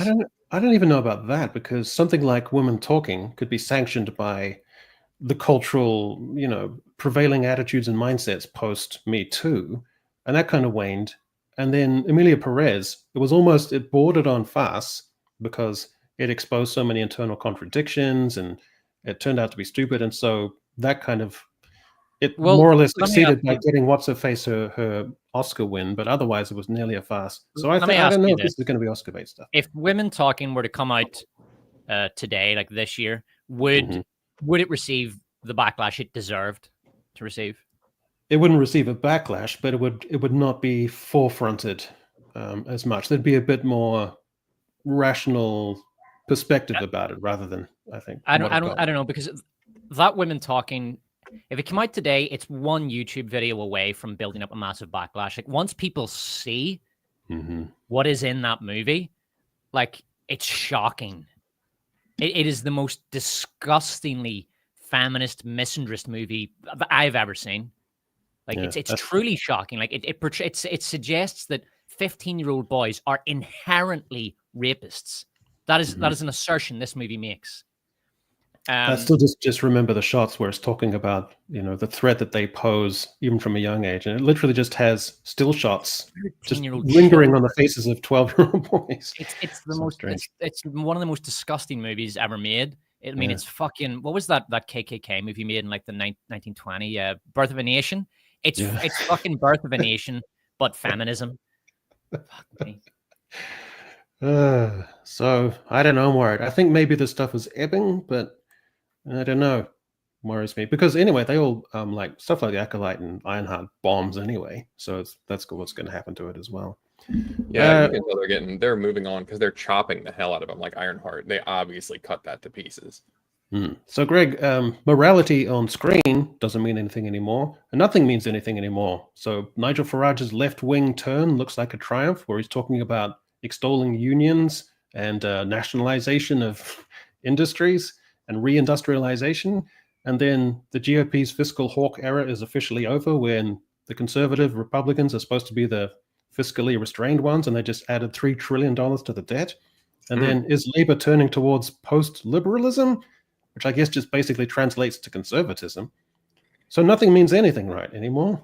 No. We can just throw up our hands. Can I just throw up my hands now and give in? You can. Honestly, it's hard not to be a little bit depressed. I'm just going to black pill the shit out of you guys. The files thing, that kind of broke me a little bit. That really bothered me, and it still does, because nobody cared. They just, I mean, it wasn't even like a convincing lie. They didn't pretend to arrest nobodies and be like, it was these two guys that you've never heard of all along. These were the ones. So we got them. Don't worry. They just came right out and just, there's nothing. There are no files. What the fuck are you going to do about it? What are you going to do? Nothing, bitch. I'll see you on April 15th. Have my fucking money and don't ask questions. And that really bothers me. And that's kind of hard to give a shit about anything else when literally no one, even his enemies, didn't go, see, he lied to you. His FBI director is the blah, blah, blah. They didn't even try to use it as like ammunition. The other side was also like, well, damn, there's no list. What are you going to do, gang? I don't know. Well, anyway, we got to figure something else out to talk about. It's really, that's hard. That's hard to deal with right now. Kind of a interesting quote you had there, because I don't know if you guys remember, but I think it was the 10th episode, no, 8, 9, I don't know, of Andor season 2, where the Empire is almost at full power, and that politician says they don't even lie badly anymore. Yeah. I mean, that's Greg's right. Like, 99% of people know for a fact that this is a lie. That of course there's a fucking list, and there's many other documents besides, and it's very simple. Just publish everything you have, right? Just put it on your government website now. Government transparency, right? Everyone knows this, but no one cares because they're sick hearing about it. I don't know. It's summer, nice weather outside, whatever. I think at a certain point, there's just really not. I mean, there is something you can do, but it's pretty. There's no turning back once you do that thing, and it's nobody really wants to do that, and I think it's a game of chicken, and they called it and just said, what are you going to do? Vote us out? We're all in on it. So what the fuck are you going to do?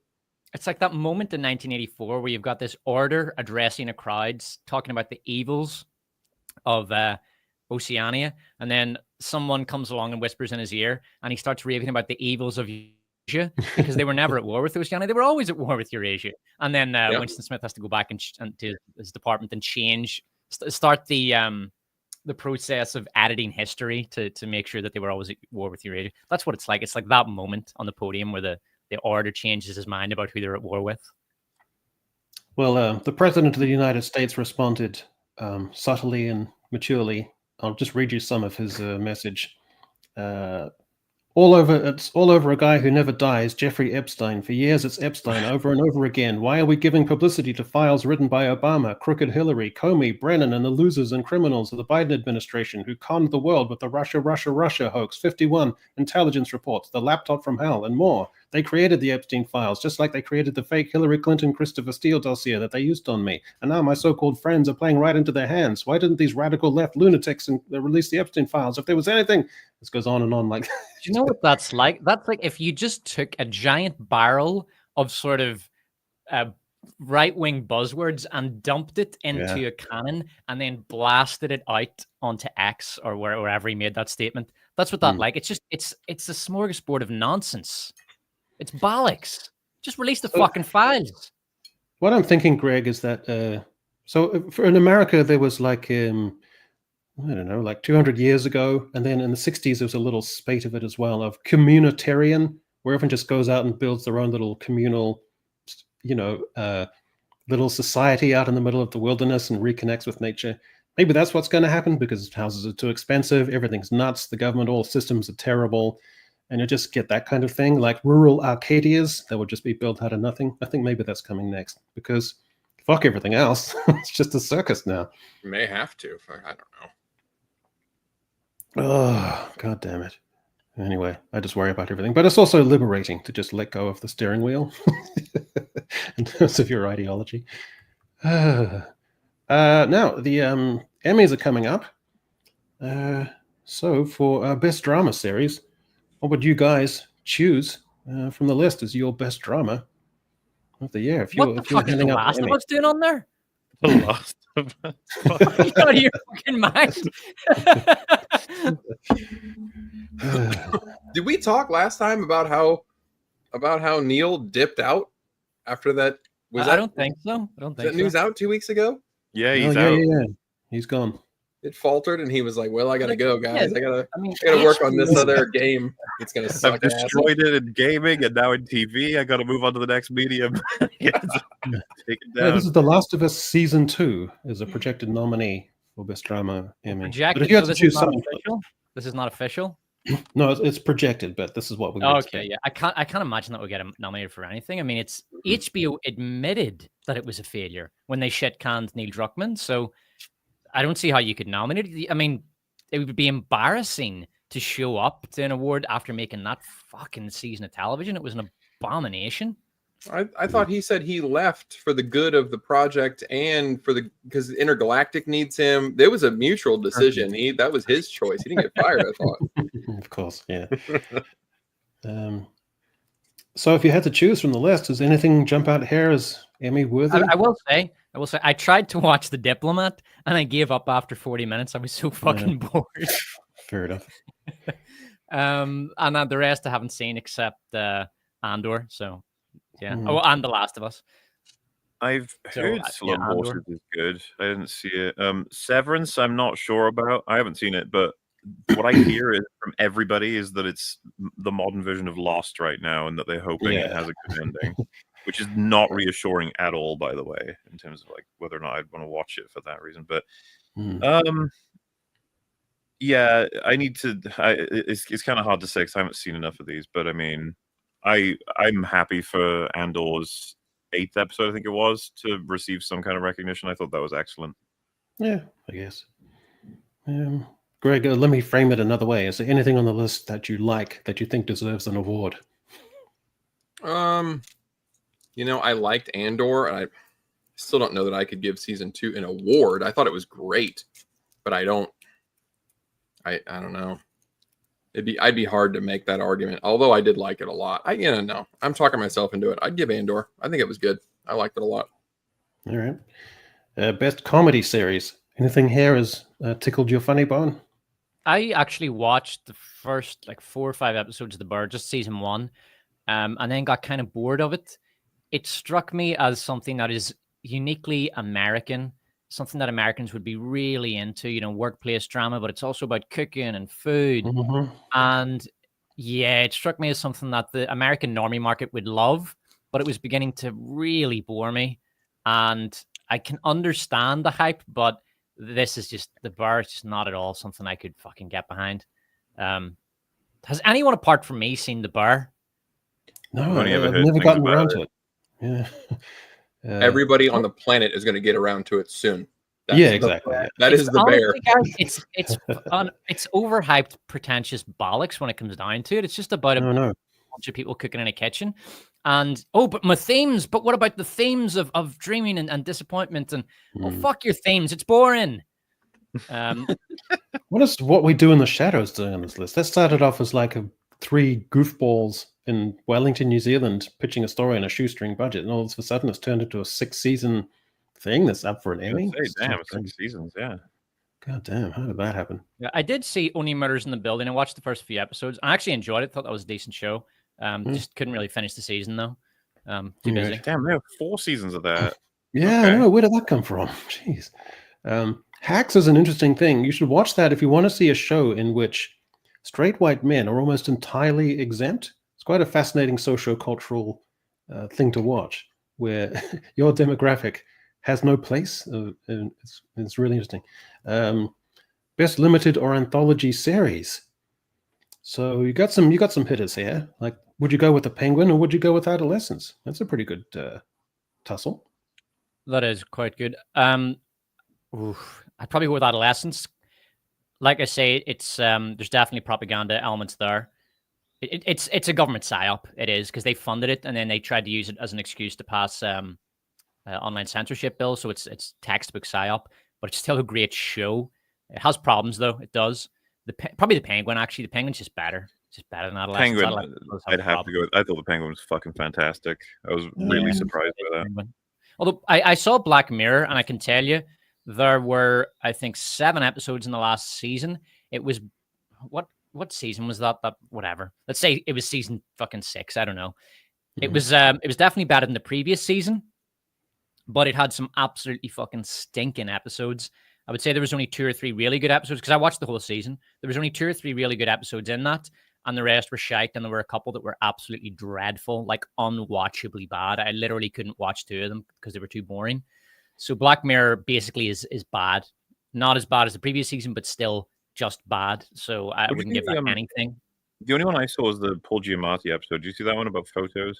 I did see it. That's the one. I watched about 30 minutes of that, and I got bored of it. I could kind of see what they were doing. It was interesting, but it was I got very bored of it because I felt they weren't giving me a reason to care about this girl that he was trying to rediscover. Yeah, because I watched the whole thing, but it was more so for his performance. I really just liked watching him. Yeah, because I really like him. He's a fucking great actor. The story itself, I felt like by the time I hit the end that there was something missing, like the revelation. It's especially for Black Mirror, it's kind of chill. It's like he loved her and he manages to see her again through the form of remembering. It's not the worst. It's not the worst episode on that series, but it's just there's not enough motivation for the viewer. It's like there's character motivation for Paul Giamatti, but there's no viewer motivation. Like, why am I watching this? Why do I care? That it's like this very basic element that they forgot to put in there. But yeah, Black Mirror has just been so unreliable that I haven't really watched. It's been spotty at best, Yeah. I think just Adolescence for me, aesthetically and compositionally, if you can, to the extent to which you can divest it from its socio-cultural glitches and jarring elements, just purely as a show on those terms, I would give it to Adolescence. I don't know. I mean, you could. The performances as well are excellent. The acting is just top notch. Yeah. Alrighty. So the new Harry Potter. I don't know. It's a low bar. Like when you look at the child actors, especially in the first 2 movies, like their acting is bad. And it gets very garish when you have them standing next to really experienced actors like Richard Harris playing Dumbledore, or the guy who played Snape, whose name I always blank on. Alan Rickman, right? Alan Rickman playing Snape. Like when you see them with the kids, it's just these brilliant actors next to these child actors who can't act, and it's very obvious. So, but at the same time, those are children's movies, so they kind of get away with it. But it's a low bar. Like none of those actors were really good. None of them were ever particularly impressive. And when they really tried to emote and to to broaden the range, it just came off as hammy. The best one was Emma Watson. She actually became quite competent by the end. Yeah. But so I think it's a low bar, and it's not going to be very hard for these kids to pass it if they're in any way competent. But I'll just try and be as subtle as I can about this. So, Greg, I hope the heads at HBO don't get big-headed about this and let the show go to their heads. And indeed, that they leave enough fiscal headroom for this project, because it's hard to know what their headspace is about appealing to a wide expanse of viewers. If they make a live-action Megamind, I know.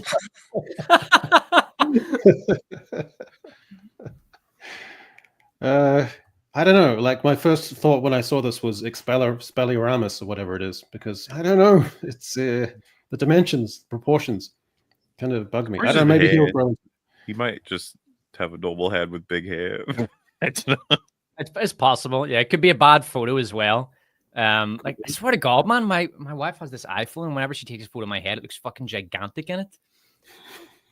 I know, but it's weird. So it's who knows, but maybe the kid is. I don't fucking care about the kid's head. But it was the first thing that sort of jumped out at me. I don't know. Maybe so. I tried to be as subtle as I could. Interested to see what they Update. do with that. Yeah. So the spokesman, in quotation marks, for quotation marks AI band Velvet Sundown now says he is an imposter. So finally, Molly, you're not going to believe this. That's not actually an actual band. That's AI generated. oh my God, I thought that was What? a real photo. So they've made, this is another reason why I just burned it all down, and we're in the worst timeline, because 500,000 downloads for their song, or its song, for the Zeros and One song. So that's crazy. I mean, how many people out there are slaved to produce an album that's been their passion project for years, and then some guy generates AI songs that get 500,000 downloads on Spotify? And this is the image that they put on the fucking screen. I watched the video which partially explains that. So it has to do with playlists. Their songs are very generic, sort of chill country rock pastiche, which means that they're perfect playlist fodder. So that song goes on like a country and chill playlist on Spotify or something. Mhm. And people will listen all the way through the song because they like it, and that gets it algorithmically promoted to other playlists, and that really helped the song. But 500,000 spins is fuck all, really, on Spotify. It's that's true, nothing. yeah. And most of it does come from those, country and chill playlists or rock band playlists. It's not much of an achievement, and it's not much of a song. It's reasonably pleasant to listen to. I think I listened to it for 30 seconds and then stopped and went back to listening to Charles Mingus or something. But what's the copyright here? Like, can I just swipe? no, it take doesn't the have songs? legally. Yeah. AI music cannot be copyrighted. So I could take the songs and I could set up a thing called Silk Sunrise and just You upload can those use songs. those songs for whatever you want. Like that song they had, like Flame on the Desert or whatever it's called. You could take that and put it in your videos and use it, do whatever you want with it. There's no copyright, and there can't be But any copyright. could I just put the music on Spotify and say, this is Silk Sunrise, and this is Yeah, their you songs? can put it on Spotify. I don't know if you'd make any money from it because you don't possess the copyright to it. All the money would go to Spotify because it's AI music. That's why Spotify love this, because they generate their own AI music and put it on different playlists because they get all the money from it. Because if there's no copyright, that means all the money goes to the platform, to the distributor.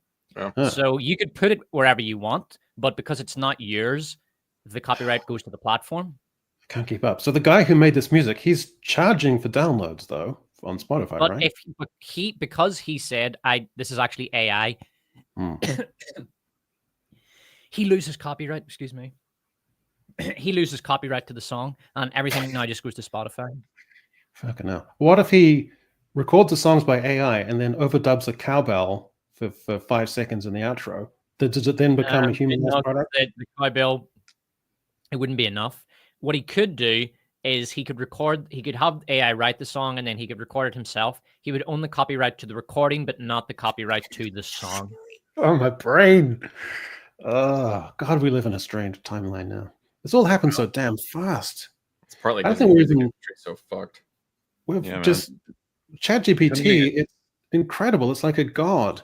And it's all just happening so fast. I don't think we can even keep up with the changes anymore. That's I mean, crazy. I'm amused by how many jokes get made all the time of referencing any given sci-fi media, like, "Oh God, Skynet's coming," or "Oh God, GLaDOS is going to get us, HAL or Shodan." It's just like funny, but yeah, I'm not sure how much longer it'll be because this it's only speeding up and it's getting insane. Well, the film Her from 2013, that's basically come true now. We've got an AI that can talk to you pretty and much there, yeah. endorse you. Yeah. God damn. And it only gets faster. That's how it works. As soon as it's able to recreate itself and possibly improve itself, we're fucked. So yeah, now to be honest, I think we're getting a little bit overexcited because I think it's in its growth phase because it's something of a new technology, and new technologies grow very quickly and then the growth slows down massively. So if a great example of this is video game graphics. So if you look at Super Nintendo, like Super Mario games, it's just little pixels on a screen. And then you go to the next generation, N64, PS1, and you got 3D graphics.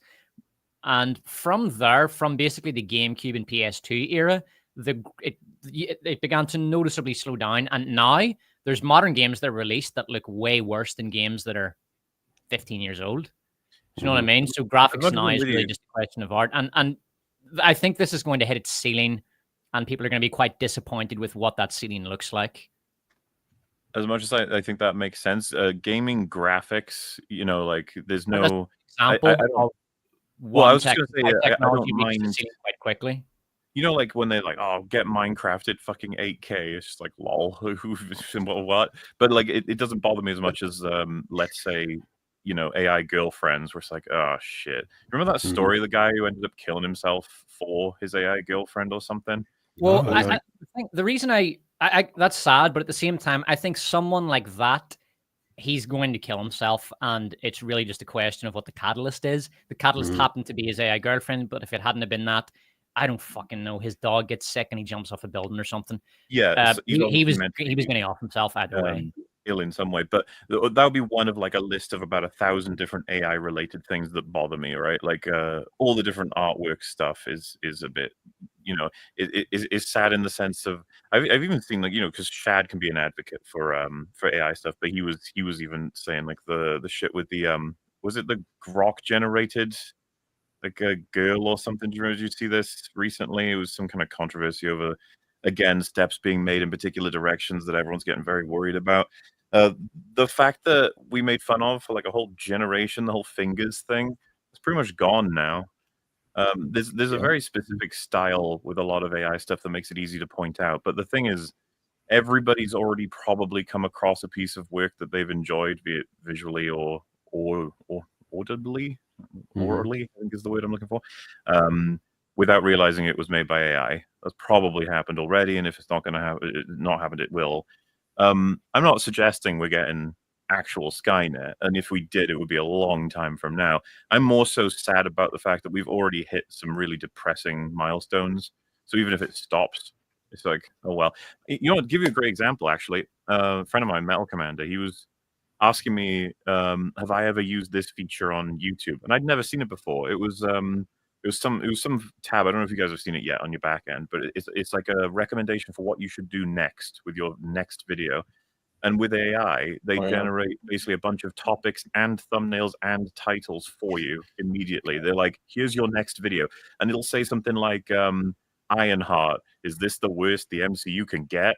And it'll have an image of Tony Stark in the Ironheart suit with him beaten up or crying with the AI art style, and a title that's just as clickbait as you'd imagine from any normal YouTube video. I saw this, I was like, Jesus Christ! Like, they don't really need. I think what they're doing, they just look at the channels that your subscribers are also liking and other videos that they're also watching, and then they amalgamate the titles and thumbnails. I know how they got there. What I'm saying, like when I was a teenager, I used a lyrics amalgamator to write song lyrics just out of interest to see what it would come up with. It's the same principle. It just does it at a vastly greater scale. It's not a thinking machine. It's not creating anything. It just amalgamates stuff. It's just an 100%, amalgamator. yeah. It's not, AI is hence- actually misleading because it's not intelligent. It's just a machine that amalgamates stuff based on human programming. there was that Xbox graphic designer like art post or ad that people were sharing, and they did an AI art to promote they're looking for someone to do graphic work, and they had the screen of the computer was printed on the back of the screen, and the front was basically flipped it around because the AI is obviously imperfect. I know all that, and I know that's how they got to that the stuff on that tab. But then combo it with AI voices have broken well past the robotic way that words are said. It's moved all the way into now voices where you're like, I think that's AI. I was talking to Gary about it today, and he was saying that whenever he detects, like he's listening to YouTube videos, and as soon as he detects an AI voice, like, oh, I'm fucking out. Like, I hate that shit. You know. But like, it's getting harder and harder. And then of course, there's just the sort of different AI tools that allow you to pick visuals at almost random or montages or whatever. You combine all of these things, and it's just like we're bordering pretty close because they've tried to lock down on destroying AI channels and AI generated or hyper clickbait sort of channels. And it's just like, yeah, but they've gotten way better since even when I was, first on YouTube to now. And there's no reason to think they won't get better because they're very corporately handy. And so I guess what I'm saying is like it's a very boring dystopia that we've got and a lame. There's no killer robots. It's more so like depressing. Quick cheat ways to make as much money as you can and then ditch the tech as soon as it's found out. Yeah, but the thing that I think like with the AI stuff is that people show the big numbers, and it's sort of like Echo got a shout out on Asmongold, and I'm not jealous at all, and I'm really excited for him. But people talk about I'm like not jealous either. I didn't have any envy of Echo's shout out on Asmon. I actually wasn't even thinking about it last night in bed. Asmon doesn't have enough time to go through you or Mahler's videos. I didn't care at all that I was looking at the subscriber count thing. I didn't care at all that it was spinning around like a wheel with the subs. I wouldn't have either. That sounds boring. But people complain about them because they'll say like, they're stealing your content or whatever, right? And well, first of all, you're seeing some of the benefit of it, but also like most of that guy's audience is not your audience, and so like he's not stealing your audience that would have watched your video, but they instead watched him react to it, right? And I think AI is a similar thing where people say like, it's making these videos and they're getting 50 million views and whatever, but if you see these videos, they're dog shit videos. Like it can recreate a Minecraft streamer very, very well. But the people that are watching that are already going to be watching, I'm just going to sound condescending, fuck it. They're going to watch low effort garbage like that, regardless of whether people make it and scream into a camera and yeet fucking creepers or whatever, or if an AI bot is doing it. And so I don't think that when people say like they're worried that artists are going to lose their jobs or whatever, if you're making really crafted, curated, whatever, you're going to have the same clientele. And you might have a few tools that you can use to sort of speed your process up a little bit. But if you're still making high quality, thoughtful content or whatever it is you're making, you're going to have the same people that are seeking that out. And the people that were already looking for cheap garbage, they're going to be looking for cheap garbage. Those were never your clients to begin with. Those were never your viewers to begin with. And I think that always gets lost in the shuffle, that you're not all, the audience is not a monolith. And the people that are the 50 million views of a baby crawling away from a crocodile that's pure fucking AI garbage, like that's not the audience that a lot of people want anyway. And I don't know why they're jealous about it, Well, this is an interesting comment. What's I that? got an interesting comment in chat. This is from Anna Nielsen. 70 to 80% of assignments that students submit to me are AI generated. Yeah. They don't admit it. Many of my colleagues do their grading with AI. It's such a worthless Ouroboros.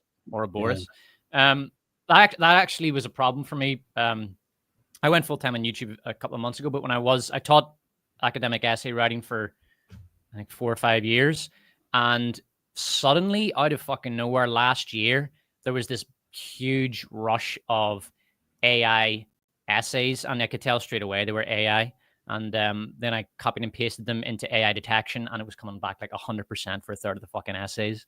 Good. And so we had to bring in this anti-AI policy. But then what a lot of students are doing now is they're instructing the AI to imitate their writing style. They'll write like 2 paragraphs, and there's all sorts of loopholes they can use.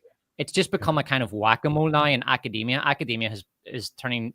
It's really fucked up, the academia grading system with the AI.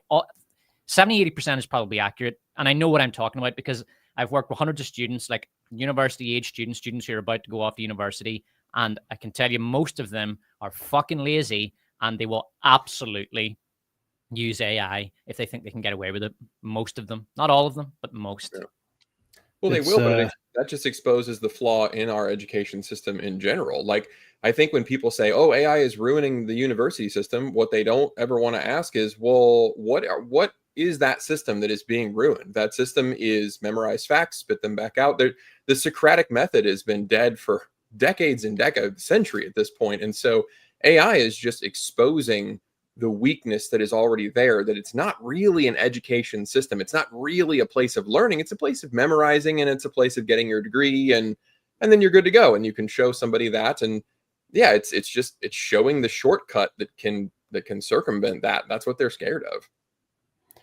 Yeah, I think the humanities are facing a genuine crisis, and I feel sad for the ones who have genuine aptitude for especially English and things like that, because you can have some students who are not just generating their whole essay, but they're getting ChatGPT to generate all the material and the gist of it, and then they can cherry pick ideas and stuff like that, and they can just stuff it into their own work. So the whole system of merit becomes ambiguous and breaks down.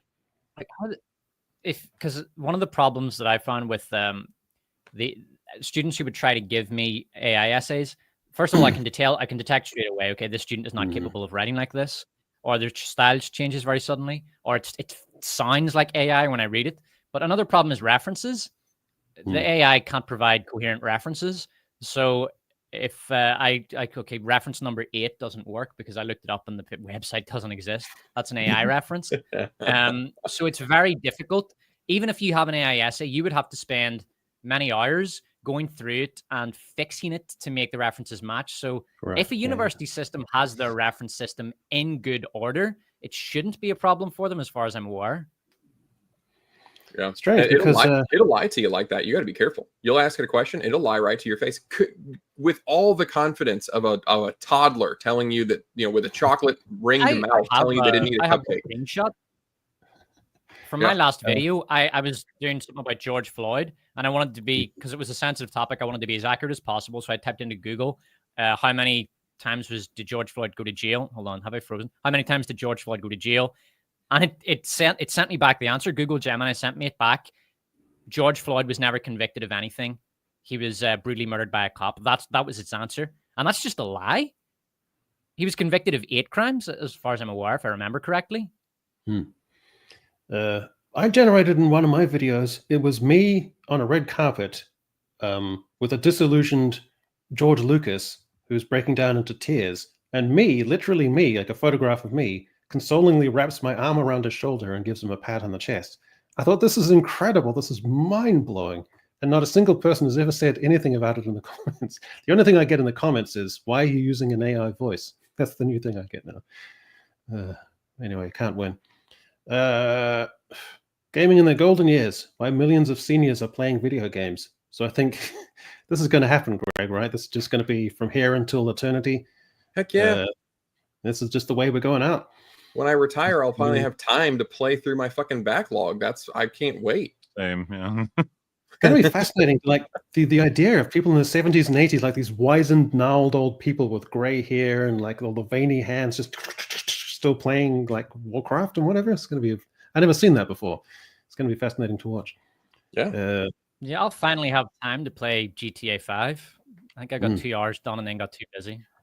All right, then, Despot, what were my inaccuracies or anomalies? Yeah. So Echo posted this on X, and this is mostly correct, but he was incorrect on a few of these. So Moon Knight I haven't seen. Social Network, obviously. Anatomy of Fall is excellent. Lincoln, There Will Be Blood. I've only seen that once, but I would be interested in a rewatch of that. The Zone of Interest, yes, although I do wonder how much rewatchability that has, because it's as good a movie as it is, and as brilliant as the cinematography and acting is. I wonder if maybe you would just kind of be bored on a rewatch of that. It's a movie that, to use your phrase, Echo, it's more to be admired than enjoyed. And I don't think it quite fits It's a very good movie, but I don't think it deserves a spot in the top 20. Okay, we'll keep going. The Reader, I actually mentioned The Reader in my next video, though I haven't seen it, but I just wanted to make fun of it. Right. Because whatever, it take too long to explain. The Revenant is a pile of shite. That was the biggest one. I think The Revenant is Leonardo DiCaprio just screaming for an Oscar for 3 hours or something. God, Despot, you're like the only person I know who agrees with me on that. But just the scene, the ambush scene at the beginning, just for its cinematography, that's some of the most 3 or 4 minutes. It does have some very nice moments, stuff. like the Jai Courtney. When Jai Courtney goes and faces off against Leonardo DiCaprio at the end, that's good. And I really like Jai Courtney in it. But the movie overall, I find to just be a really boring fucking slog. And the kind of thing that people feel like they're supposed to like, but don't really know why and are afraid to admit that they dislike it because they don't want people to think of them as Philistines. All right. Well, yeah, that's probably the lowest hanging fruit on my list, so that's fine. Wait, do you mean Tom Hardy? Is Jai Courtney? Sorry, go ahead, Muller. Is Jai Courtney in The Revenant? Do you mean Tom Hardy? Doesn't he? Oh, sorry, Tom Hardy. My mistake. The two look kind of similar. For a second, well, I was just like, also Christ, what film did I watch? Yeah, the big beard. And yeah, I mean, those last 3 are all excellent. I'm not too sure about Once Upon a Time in Hollywood. What does the panel think of that? Incredible. I enjoyed it, but I knew when I finished it, I was never going to watch it again. Yeah, that's fine. So yeah, that's my list. I stand by it. Just speaking of plugs, towards the end here, Echo Chamberlain's now on Substack. So I would entreat everyone to go over there, and for the first couple of months, all the content is going to be free. So you can just read any articles. If you subscribe, it's going to be free content for a couple of months. So you're going to see, it's a little bit off the beaten track. You've got my normal kind of cultural commentary, but you're also going to have a ton of stuff about modern literature. It's going to be deeper dives. You're going to have some New Zealand content in there and Australasian. You're going to have some geopolitical stuff. You're going to have questions like, what does it actually mean to be a cultural elite? What does that term actually mean? We're going to look at Australia's Stella Prize for women authors, which bizarrely includes a male judge. That's one of the funniest things I've ever seen in a long time, and I explore that. So it's all there. So I would really cherish and be very grateful for anyone out there, all you Echo Chamberlainians, to go sub up for that. Like I said, it's free, and you're going to get some really cool content. So yeah, absolutely. And I think that basically takes us through to the end. We've got a big pile of super chats to run through. So let's do that. Felonious Hack became a YouTube member. Well, that's fantastic. But not only that, he gifted 5 Echo Chamberlain memberships. So I'm sure that they've been snapped up by everyone there. So thanks, Felonious. M8566, patron saint of the channel for $5. Mauler entering the Echo Chamber to talk about Superman is the only thing that brings me joy in life. Deep reference, that is a boogie one. Don't worry about it. But okay, brilliant. M8566 again. I was gifted 5 more Echo Chamberlain memberships. I remember that he scattered 5 into your channel as well, Greg, last time. So let's keep our fingers crossed and see. Indeed, he throws them out like Johnny Appleseed. Lion Mane Man for $5. I can't forgive what they did with Superman's parents. Was it that big a deal? I thought they were fine. Aren't they supposed to have a bit of gravitas to them? Like he's supposed to be the rock solid, moral mentor? And maybe they made them a bit superficial. I think they're talking about Jor-El. Bradley Cooper. Oh, Bradley Cooper was like, make money, get bitches. I don't really know where that came. I guess it depends on who Lion Mane's referring to, which parents. People have different issues, right? My main issue with the Earth parents, the Kansas ones, is like I barely saw them. They're in the movie for like 5 seconds. Yeah, there's no connection there at all. It's very strange. Hemorrhoid Hurts, our dear friend. Does Lois fly a UFO? How did they make that work? With one line of dialogue where Mr. Terrific says, it's easy, it's very naturally, it's reactive to you. So one line of dialogue was able to take care of that. I thought she was a bit of a Mary Sue. The fact that she's flying a spaceship while simultaneously dictating the Prestige Pulitzer-winning article to the guy in the back with the laptop, like that's quite a lot. M85 says again, I want 10 monkeys. I guess that's the monkeys. Or it could be 10 monkeys. I don't know.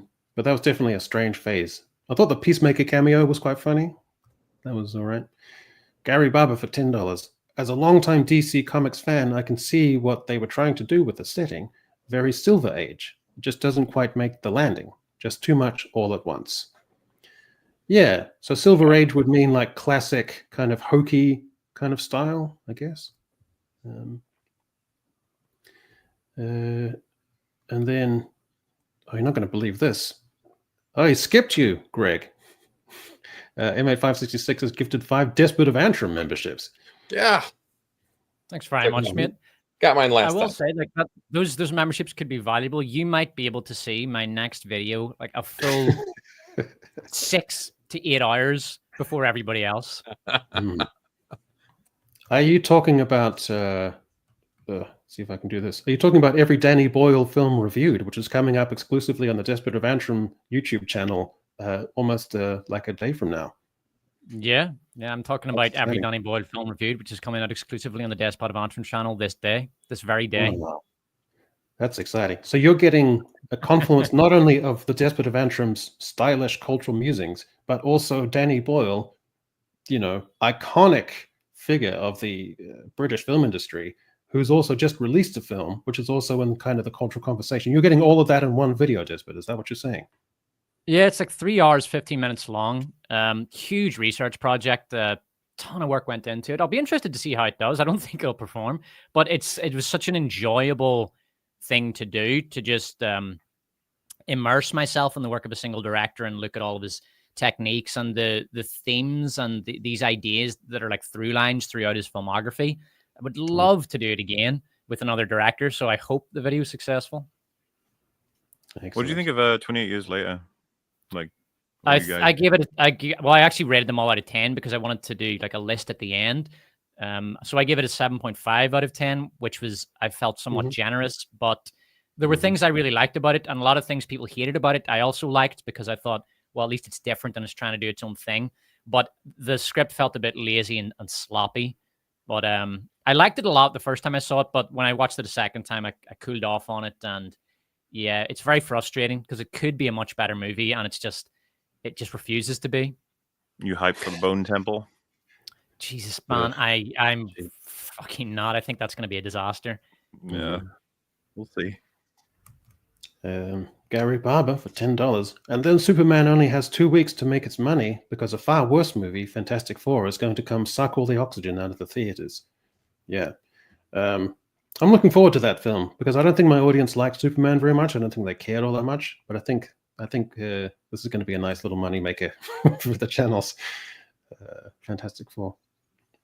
All right. Lion Main Man, $2. Man of Steel is better. Yeah, I mean, no one's going to contest that, really. It's you could go either way. It's fine. Ji Hon Shin for 10,000 won. 10,000. Don't know if you guys talked about. I don't know what the currency exchange rate on that is, but that's worth about $7.50, maybe a little less. Well, don't know if you guys talked about Jurassic World Rebirth, but I must say, Weapons of Mass Destruction 2025, not the 1999 original, was a massive failure as well. If interested in good dino media, check out Dead Sound's Dinosauria series. I think WWD is Walking with Dinosaurs, which... Oh, okay. Yeah. Well, yeah. A lot of people love the 99 show, and then they did a remake, I guess, in 2025, which I've only heard was received badly. Okay. All right. Istophobos. G'day, mate. $2. Gunn did not understand the assignment. Well, it's pretty emphatic. Well, his assignment was to make the studio money and to bring in audiences who might get bamboozled, but just assume that the director knows what he's doing and just eat their popcorn. So I guess maybe that's. I'm not sure he's achieved that, though. We'll find out. Chris Schick, 1999. The one live stream show I make sure that I don't miss. I appreciate you all. Happy that Despot's Danny Boyle Deep Dive is dropping today. By that, you mean, Despot, this is your every Danny Boyle film reviewed, which is dropping today? Yep, it's that one. Exclusively on the Despot channel? Yep, it's going to be on my channel. Despot from the internet? Yeah, the Despot of Antrim from YouTube. Damn. I forgot about that. That's our own little Yeah, you teacup. might We've got a bit you might know more. me from the internet. Yay, we've got our lore. That's fantastic. Oh, thanks. It's a Phobos is now a YouTube member. That's fantastic. Welcome on board. Olivia B gifted 10 Greg there it on is. membership. There you go. There it is. All right, nice. Thanks, Olivia B. Book of Film for 199. Saw Superman with Dad, 78. He liked this more than Man of Steel.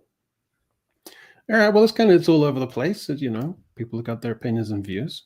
With Dad, 78. He liked this. So he's talking about back in 1978, or you sat down to watch it yesterday? You watched the 1978. It could mean either. Could We'll mean assume either. both. Eric Makuta for $5. God bless America and our awesome Orange Commander in Chief. I want to see the Epstein list. The world is healing. Anyone have anything else to add? I just have one. Actually, I want to clear this up, Eric. The US government actually informed us that there is no list. So just making sure you're caught up on that. right. That's all. Okay, man. There's obviously no you made a warrant mistake. bossing say. We're good to go.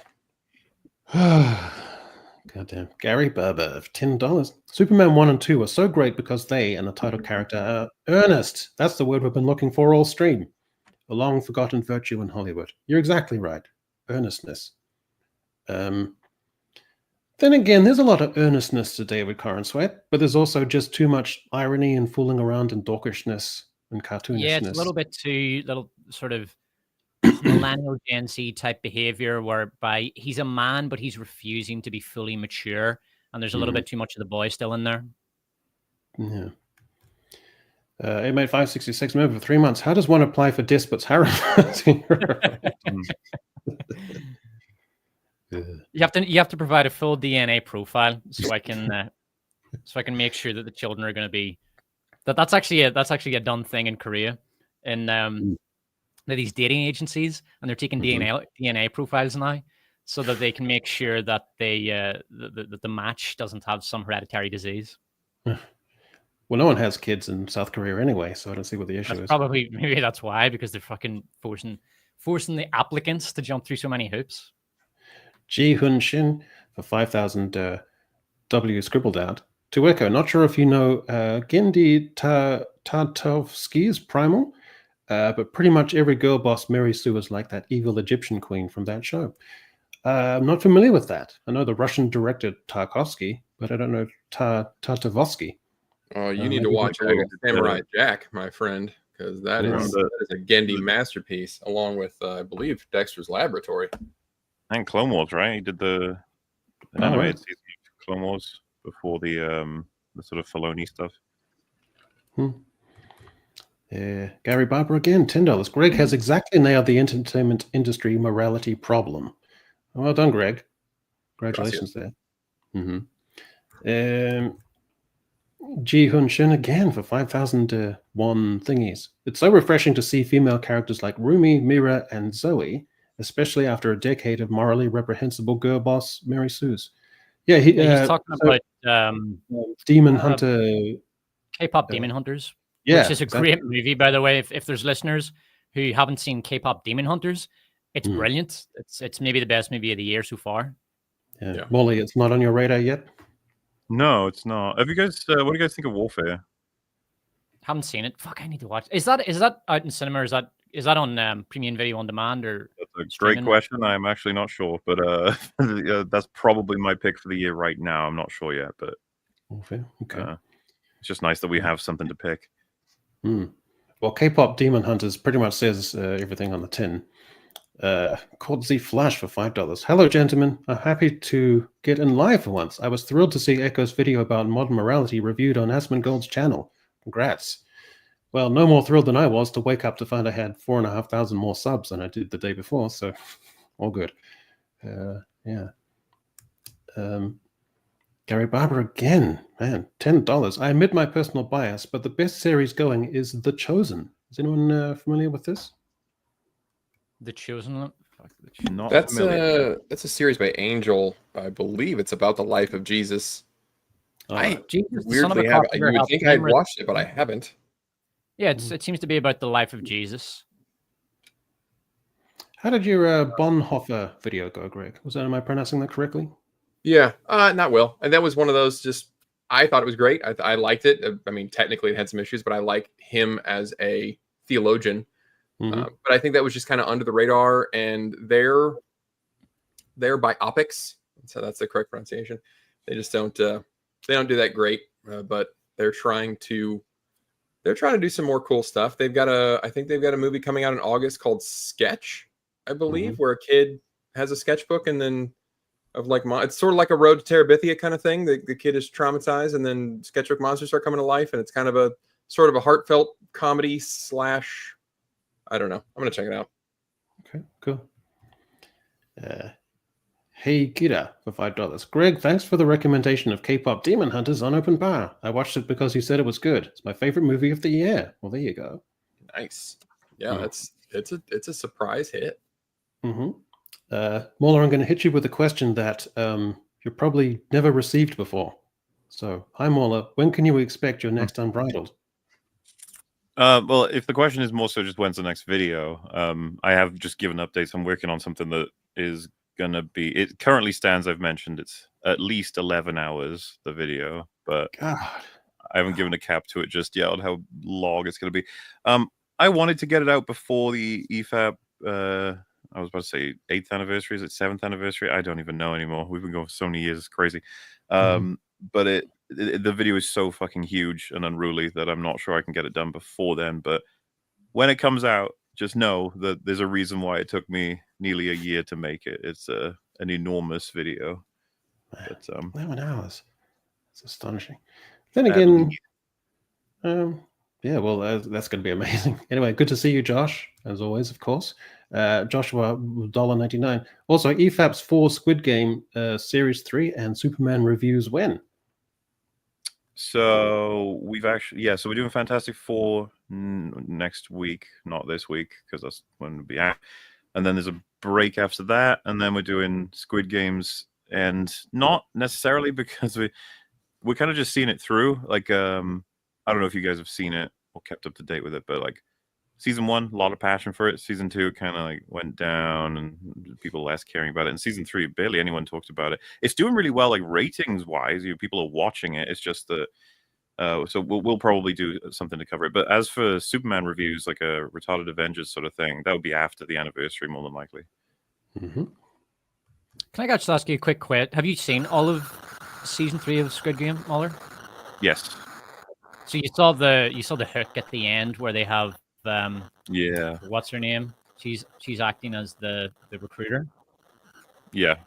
Yeah, Fuck, where's my that internet gross going digital again? sound coming from? I don't know. It's a little bit Hold on. scary. Jeez. Yeah, It's my coming internet's from- fucked. Yeah, Muller, do you think? Fuck this internet. Do you think that that Squid Game could work outside of a Korean context, or do you think it loses its brand if it tries to go American? Good question. That's a tough question, especially because, as far as I know, David Fincher is the one that's taken over the American version, and he's like one of my favorite directors working right now. So I feel like it's very possible for him to make a very entertaining show. It's one of those things where I think I have to see it before I can say, but I've always been worried that Squid Game would be taken beyond its potential, and I will say after finishing season 3, it's very much like okay, you can go now, Squid Game. It's okay. You can. Yeah. But it being like, we're expanding to an American version. It's like, okay, all right. That's always like the paradox of really great stuff, because if you look into the backs, like the Squid Game guy, he tried to get that. He worked on it for years and years. He tried to sell it. At one point, he had to pawn his laptop that had the script on it, and then he had to buy it back. And almost lost it, and then finally got picked up. And then, of course, it's a big hit. So Netflix is like, all right, season 2, season 3, let's go. But that's, he had the one big idea. I'm afraid K-pop Demon Hunters would be the same way. It took 8 or 9 years to make that one. They polished the hell out of it for years and years and years, and it's great. And they're going to make another one in like 7 months from now, and it's not going to be any good. And that's sort of it's that's the Netflix model. Once they hit, they greenlight so much stuff, and most of it's shit. But when they hit, they really fucking hit, and when they really hit, they squeeze hard until that lemon is just desiccated and disgusting. Yeah. J.R.R. Thompson for $2. AI is fantastic at formatting references, however. So I guess that's one benefit. Once you've done the hard work. not formatting, actually identifying references that cohere with the written content. It's fine. Like you don't need AI to format references. You can just use a referencer website. I encourage my students to do that because formatting references are too boring.